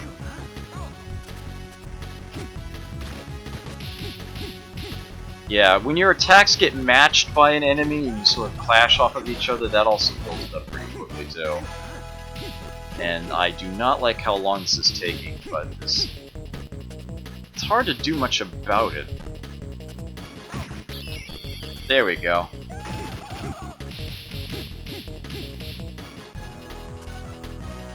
Oh. Oh, come on, what? I think they want me to just get the meter filled and not actually burn it. I gotta be careful to not use both buttons at the same time.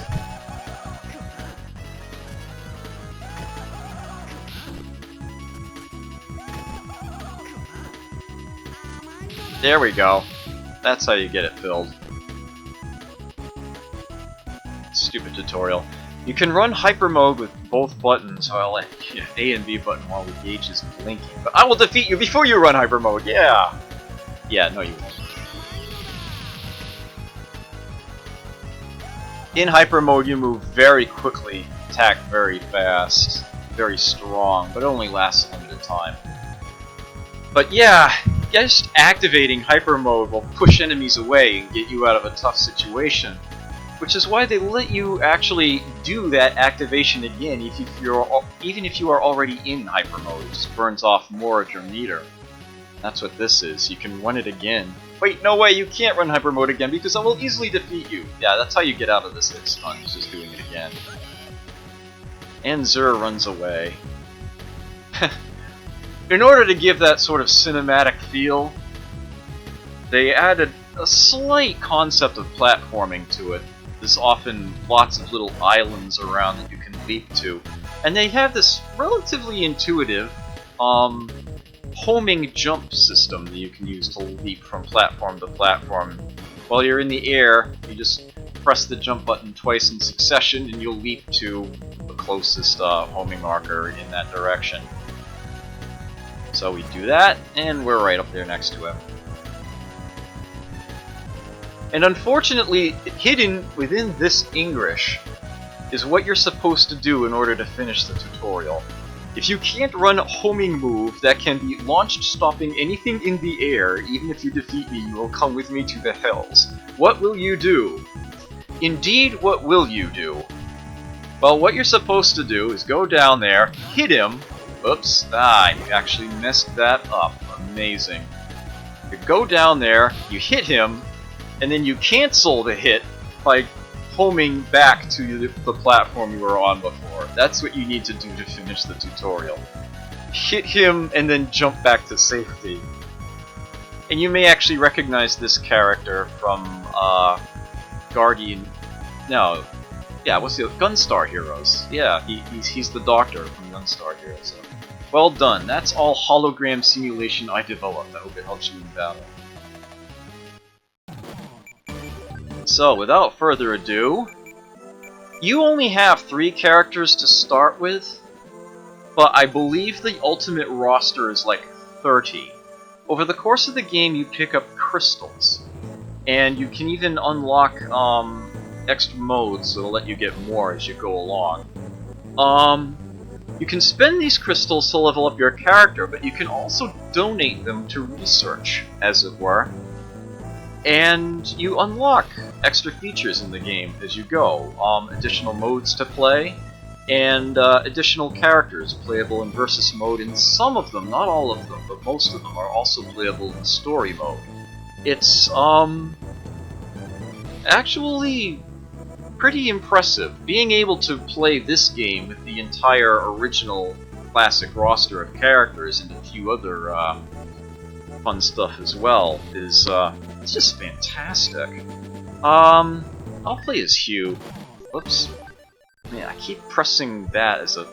Need to remember, Game Boy Advance, the A button is on the right. Okay. Here we go.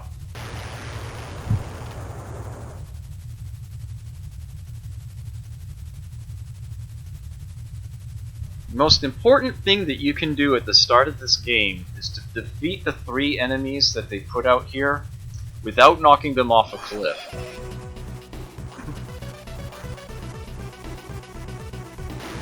Because if you knock them off the cliff, you don't get the crystals from them, and you're at a major disadvantage.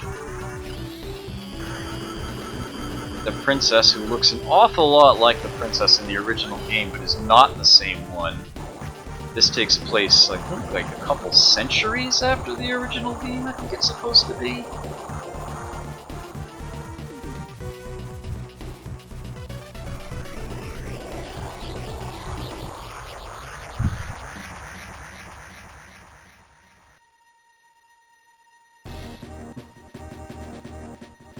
Well, why, thank you.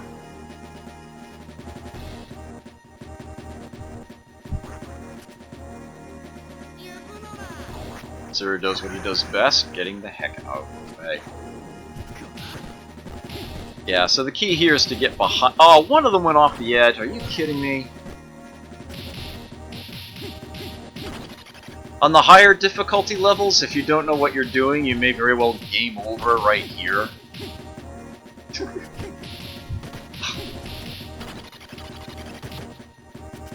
That does it.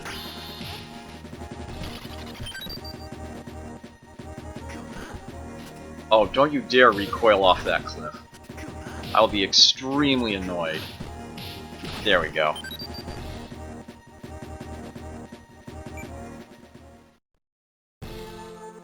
So here is where you level up. The cost just steadily increases with each level you earn. I should have 300 right now, instead I only have 200, but That should be okay, because I'm more than a little good at this game. As a matter of fact, I'm just going to put all my power into attack to begin with. That should be plenty fine.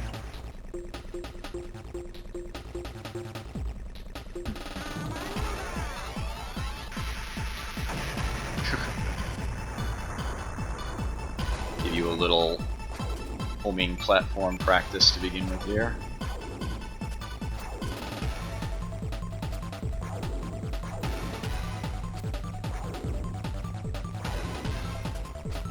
Right, so Guardian Heroes never had an arcade release, of course. It was released only for the Saturn, and then re-released on Xbox Live Arcade, of all things. Also with a nice remixed mode.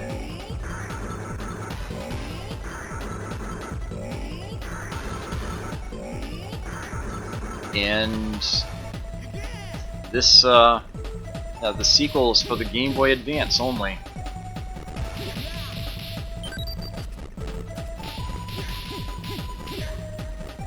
As soon as you beat the red one, the others will get away.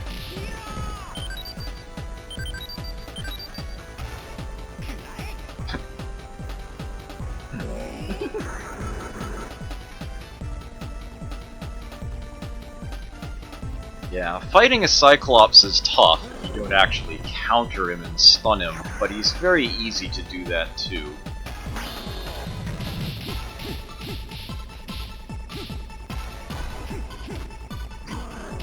Damn, I usually get him in one combo.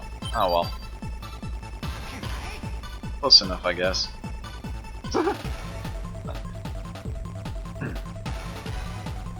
They give you this to practice your blocking.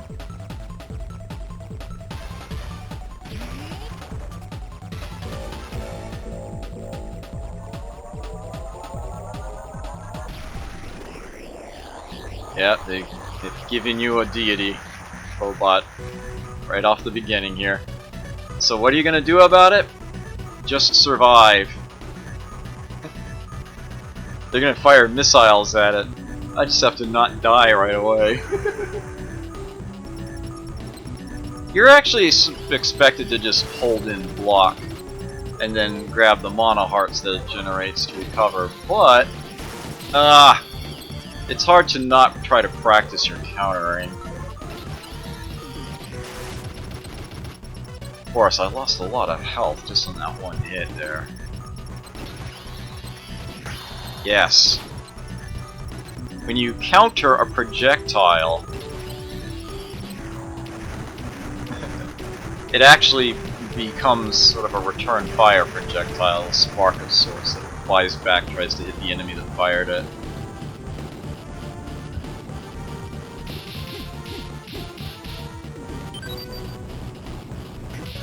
Back off.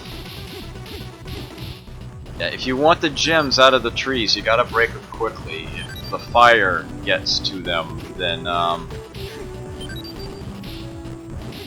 they actually can't even be destroyed at that point. A little odd.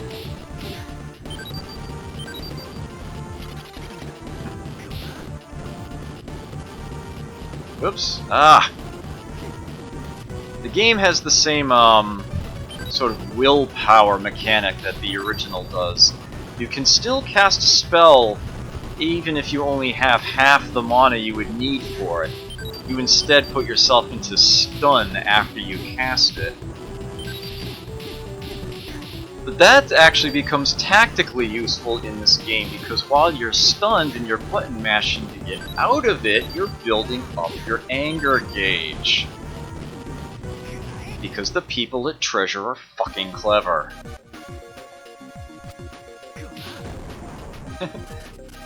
For some strange reason, the goblins in this game are all dwarfs. Well, all except one. They were the same size as the people in the original, but here, for whatever reason, they're all nice and tiny. With one exception, which I'll show off soon enough.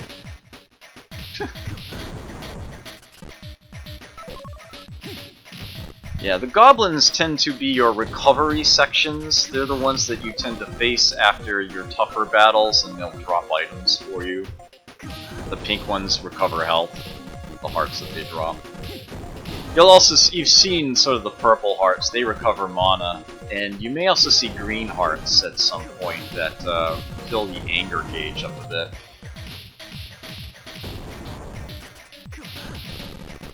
I found a little secret in this area. Yeah, once you've gotten to the end, if you go all the way back to the beginning, I'm smashing the jump button, you can totally air dash for days. Look at this, the one remaining normal-sized goblin. And he drops a 1,000-point crystal.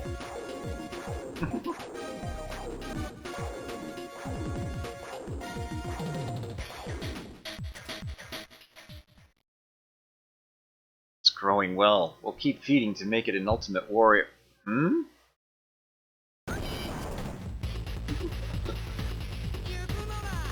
Final boss showing on the other computer monitors back there. Aha!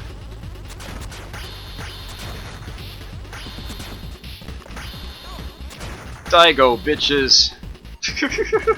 I have no idea why I said that, I'm sorry. Ah.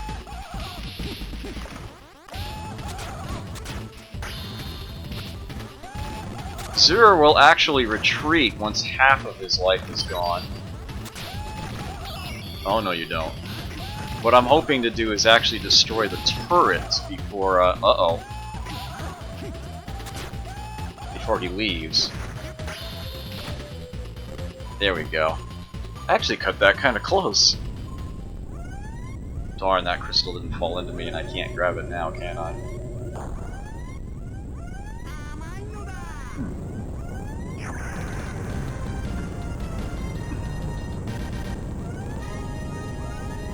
Sound, the animations, the solidness of the fighting engine, all what you would expect from Treasure.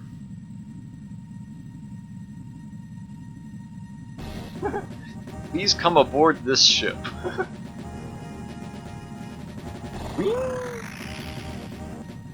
I love that little jump there. You're alive? Well, you're now successor to the soul of the undead hero. Let me introduce myself again. Yeah, again, that's not English. It's because, you know, she brought the guy who died over there. I'm Captain Admilla, glad to meet you. Sorry for her sharp tongue, but she's actually very sweet. I don't know what the sharpness is about, but oh well. I do want to give myself a little more health. Yeah, I'm gonna have to put some points in that. And, get the magic attack up a bit more. That's fine, kind of an important step for me there. Yeah, let's go ahead and do something like that. This is Dr. Brown. He's the leading expert in the ecology of enemies. Hey, thanks to you, we got a precious sample of an enemy's cell. Can I have some crystals for my research, please? We have 0% total data. And, what the heck? I'll put it in there. Thank you. Current data is, well, still 0%. Yeah, you had to build up to it. Look forward to your help again. Good luck. Again, that's how you unlock additional features. Lots more characters become playable, and there are additional modes too. There's a survival mode and a time trial mode. And the game keeps track of leaderboards for those modes for each of the unlockable characters. It's great.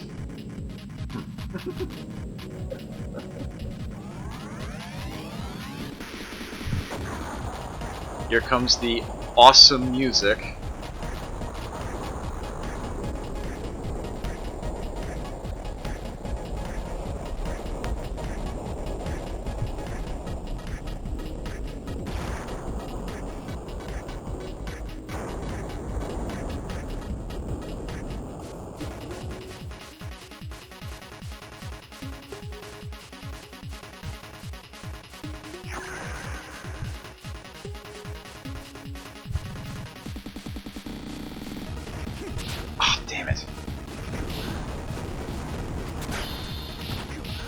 Yes. Break it. Ah! Cover! This guy here. Oh! Ah!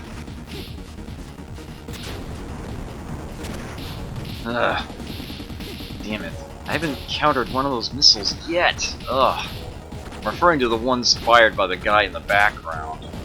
That's how you get rid of him.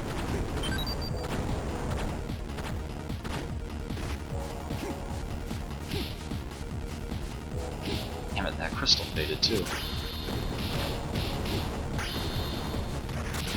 There we go. Oh, that thing's about to... Yep. Yeah, these things like to go kamikaze when almost done. Biden! Thank you for the host. Welcome. Glad to see you here. Wow. Lots of people around tonight. Running overtime. I was figured people would start bailing. It's the other way around. More are joining in. These guys aren't nearly as annoying as they were in the original game, but if they get the drop on you, you could still be in trouble. But yeah, they added in these new explosive ones. I have got to get out of his way. No. No, you may not.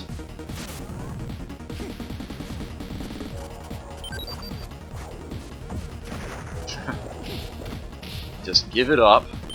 You can actually defeat them early, but it's all about the angle. You have to hit them at just the right spot. If you just try to attack them straight on with jump attacks, they'll just puff up and block.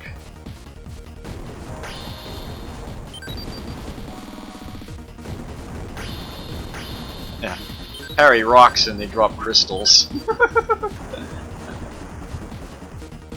Beat tactic there.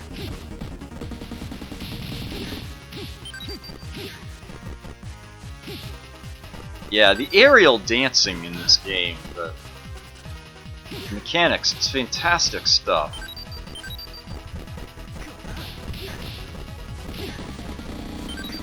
You have a lot of control over where on the screen you want to be at any given moment. That's absolutely essential. Combined with the ability to parry, but also the need to properly manage your magic at the time, makes the game, it's just so well done. This Dylan will punish those who disturb Master Cannon's plan.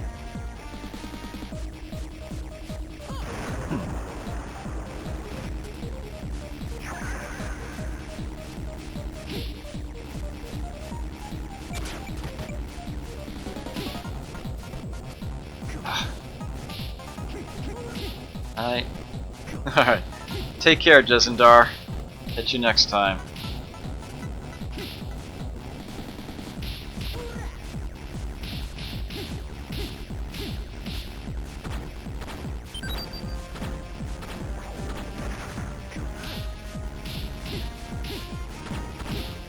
Uh-oh, get out of there.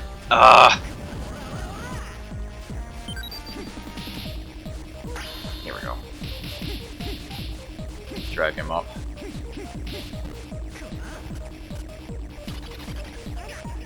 There we go.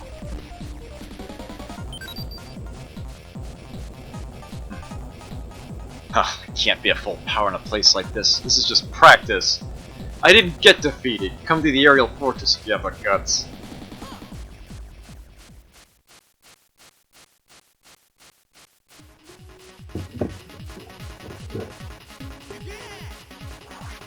Yeah, this game is not done with me. This stage is just getting started.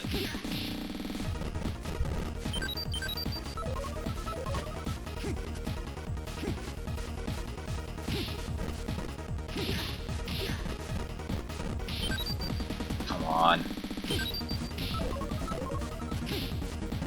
Incidentally, this is the last game that I was planning on playing for Throwback Thursday, but I did have, in my back pocket, so to speak, sort of a bonus game that I was going to squeeze in if I had the opportunity, and given how many people have shown up, I think I will do just that. But I'm going to play this one out a bit further. Yes, I've already faced one mid-boss, so to speak. Now we have one of the characters from the original game, and this is about as far as most people can get playing 1 credit on normal mode. The game, yeah, it is obvious at this point forward that the game is not screwing around at all. Uh-oh.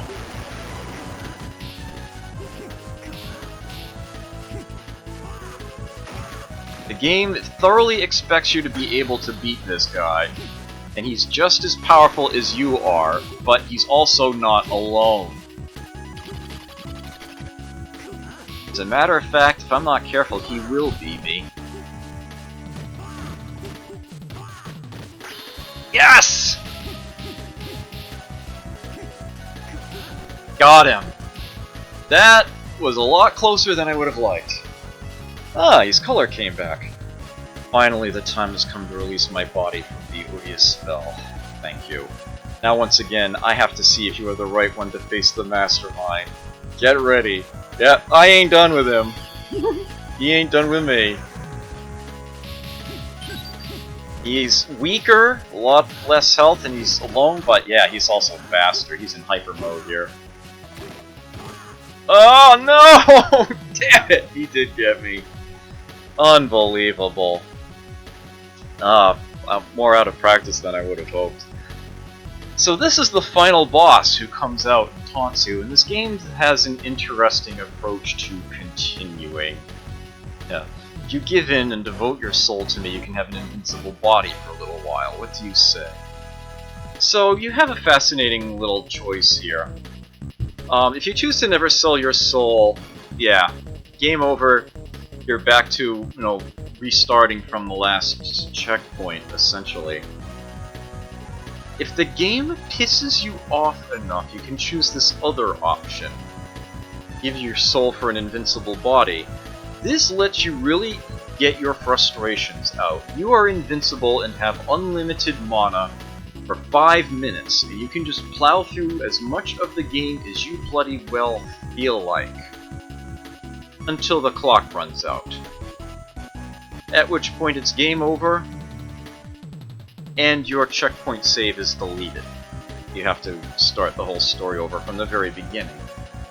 Mind you, anything that you had unlocked from the laboratory stays unlocked, but you would start a new campaign again with your character back at, level 1 and no crystals.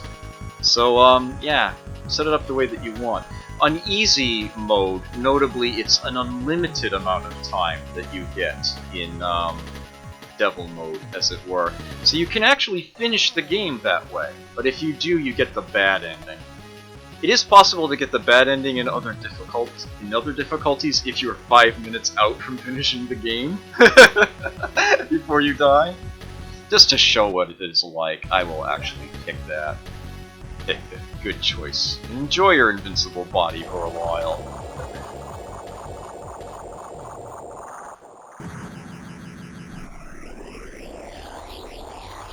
Oh, it's 6 minutes.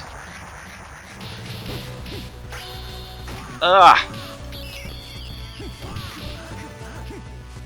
Yeah, you can see I don't even have a health bar showing. And my MP recovers so fast as to make it virtually unlimited. Yeah, I can just totally spam this guy now.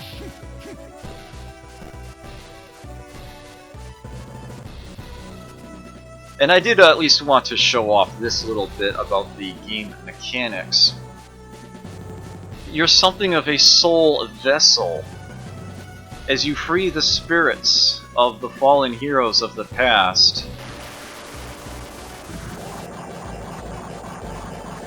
you claim them for yourself. There's the soul of Genjuro. I just gained 10 levels, all in mobility. I move a lot faster now. I attack faster. And my anger gauge fills up a lot faster too.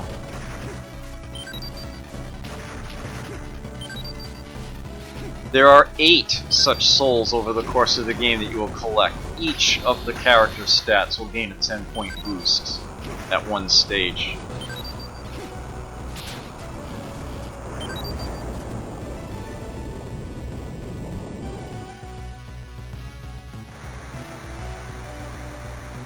Did you think the stage was over, by the way? It isn't. Return to HQ! No way! We won't let you go, and you'll lose your place of return! It's one of my favorite English lines ever, right there.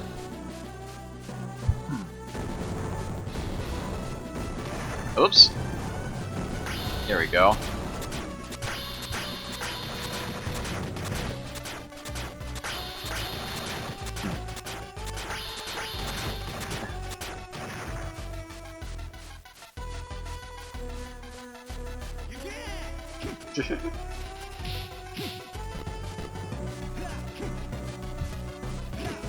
I suppose some people would look at this and think that this is like essentially the ultimate elevator stage. That mainstay of the brawler, fighting in that confined space.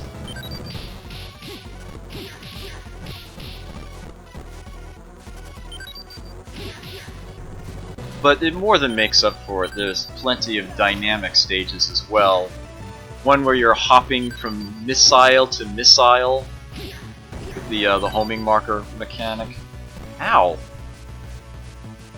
Had to destroy their HQ with this aerial fortress. Sir, finish them all! Okay! This is the boss of the stage, right here. Ah!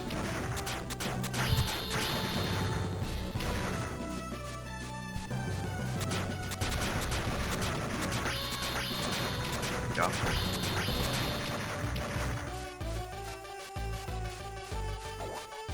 All sorts of things this game sends at you. Yeah, they just blocked that.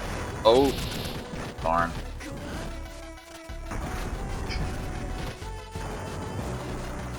If you don't jump when it hits the deck, it knocks you down.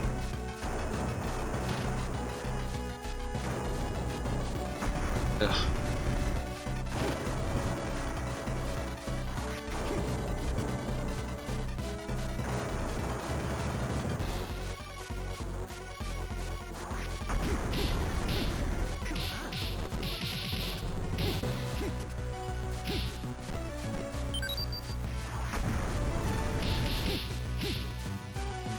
Damn it, really?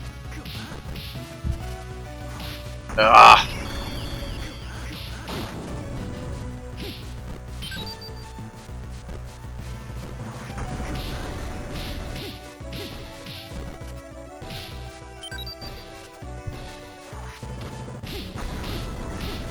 Okay. As long as I get half its health down, because I did not want to have to recycle the thing. And I can actually do some damage to it during this section here. So these countered shots will actually smack back and hit him.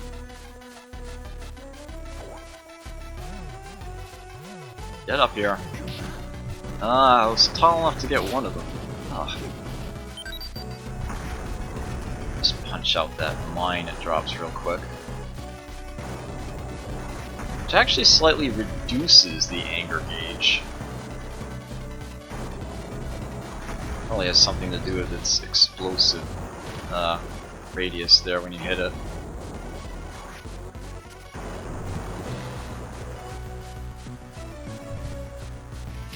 Oh, seriously? Really? Oh. Ah!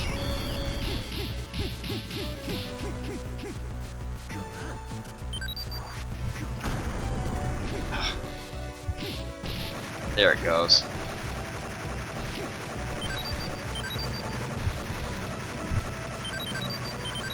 Make it rain!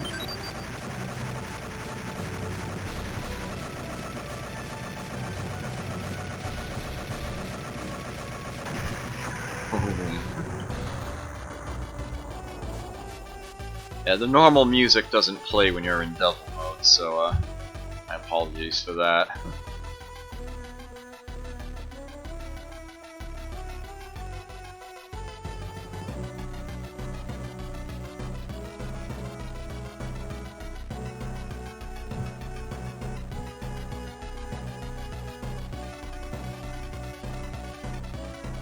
Yeah, so you can see the unlocked soul over there, and that there's 7 other slots, and you can see that this bar has 10 blue tacked onto it. Oh yes, that's right. Crystals do absolutely nothing when you're in devil mode as well. You can't collect them. They thought of that. Wait, got lots of crystals. Want to invest them in my study? Yeah, I got none, I'm afraid. Oops. Please help me next time. Even a little bit is fine. Yeah, I don't actually need to continue this run. I've shown enough of the game for now. But yeah, this game, so unknown, so overlooked, so massively underrated. Yeah, here's that stage I was talking to you about when you're damn it, fighting on backs of missiles.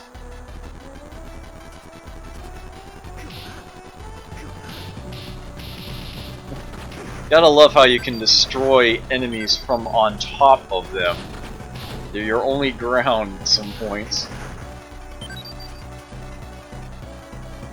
This is where your tutorial skills come into play to warp back to safe ground after you go kill something. But that's actually oh, you know what? What is it, a minute left before that timer runs out? I'll go ahead and play that minute out.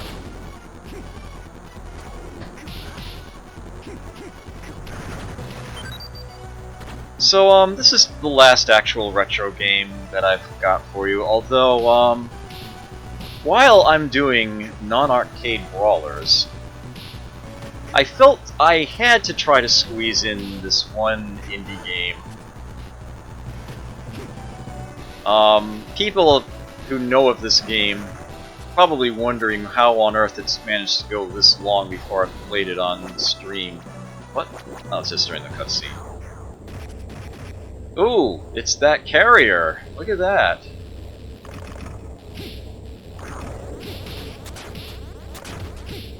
They actually put in a little bit of a puzzle here, and I don't think I've got enough time to solve it.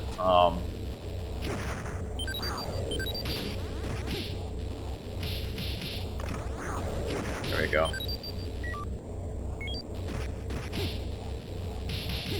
Yep, it's time. As you promised, take your soul. Now the vexatious soul of hero will completely vanish. Thank you. Yep, bad guy wins.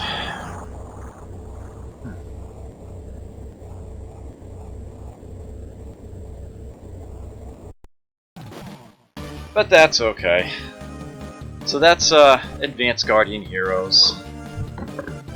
Good little portion of it anyway.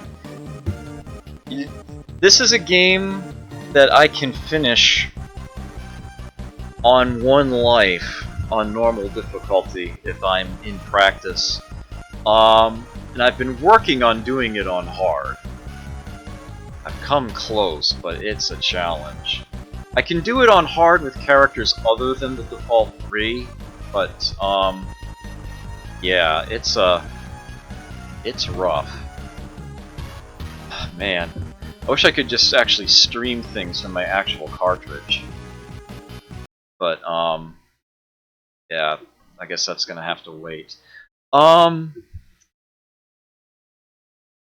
So let's see now. Well, I suppose I should do a proper closing to the episode because, technically speaking, that was my last retro game for the night. That was Throwback Thursday, where I did. Getting a tiny bit tired, just a tiny bit. Where I did fighters and brawlers that were born on console, not in the arcade. Never had an arcade release.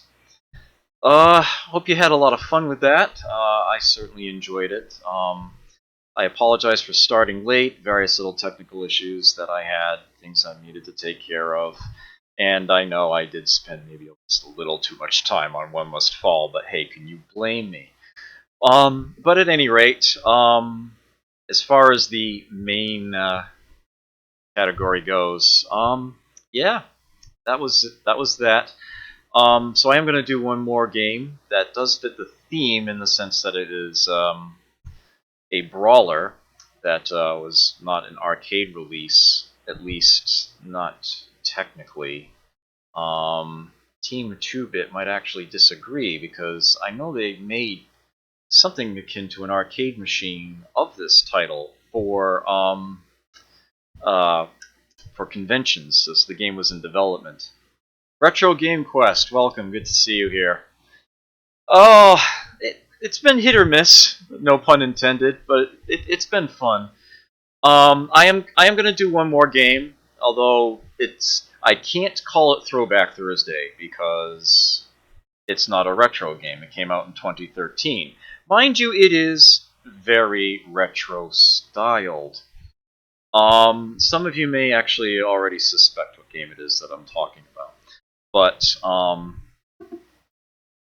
yeah, because it is essentially not a retro game, proper retro game, then I feel compelled to bring this episode of Throwback Thursday to a proper close. But by all means, stick around because I've got one more trick up my sleeve. But as far as Throwback Thursday itself is concerned, take care and never forget to play. With that formality out of the way,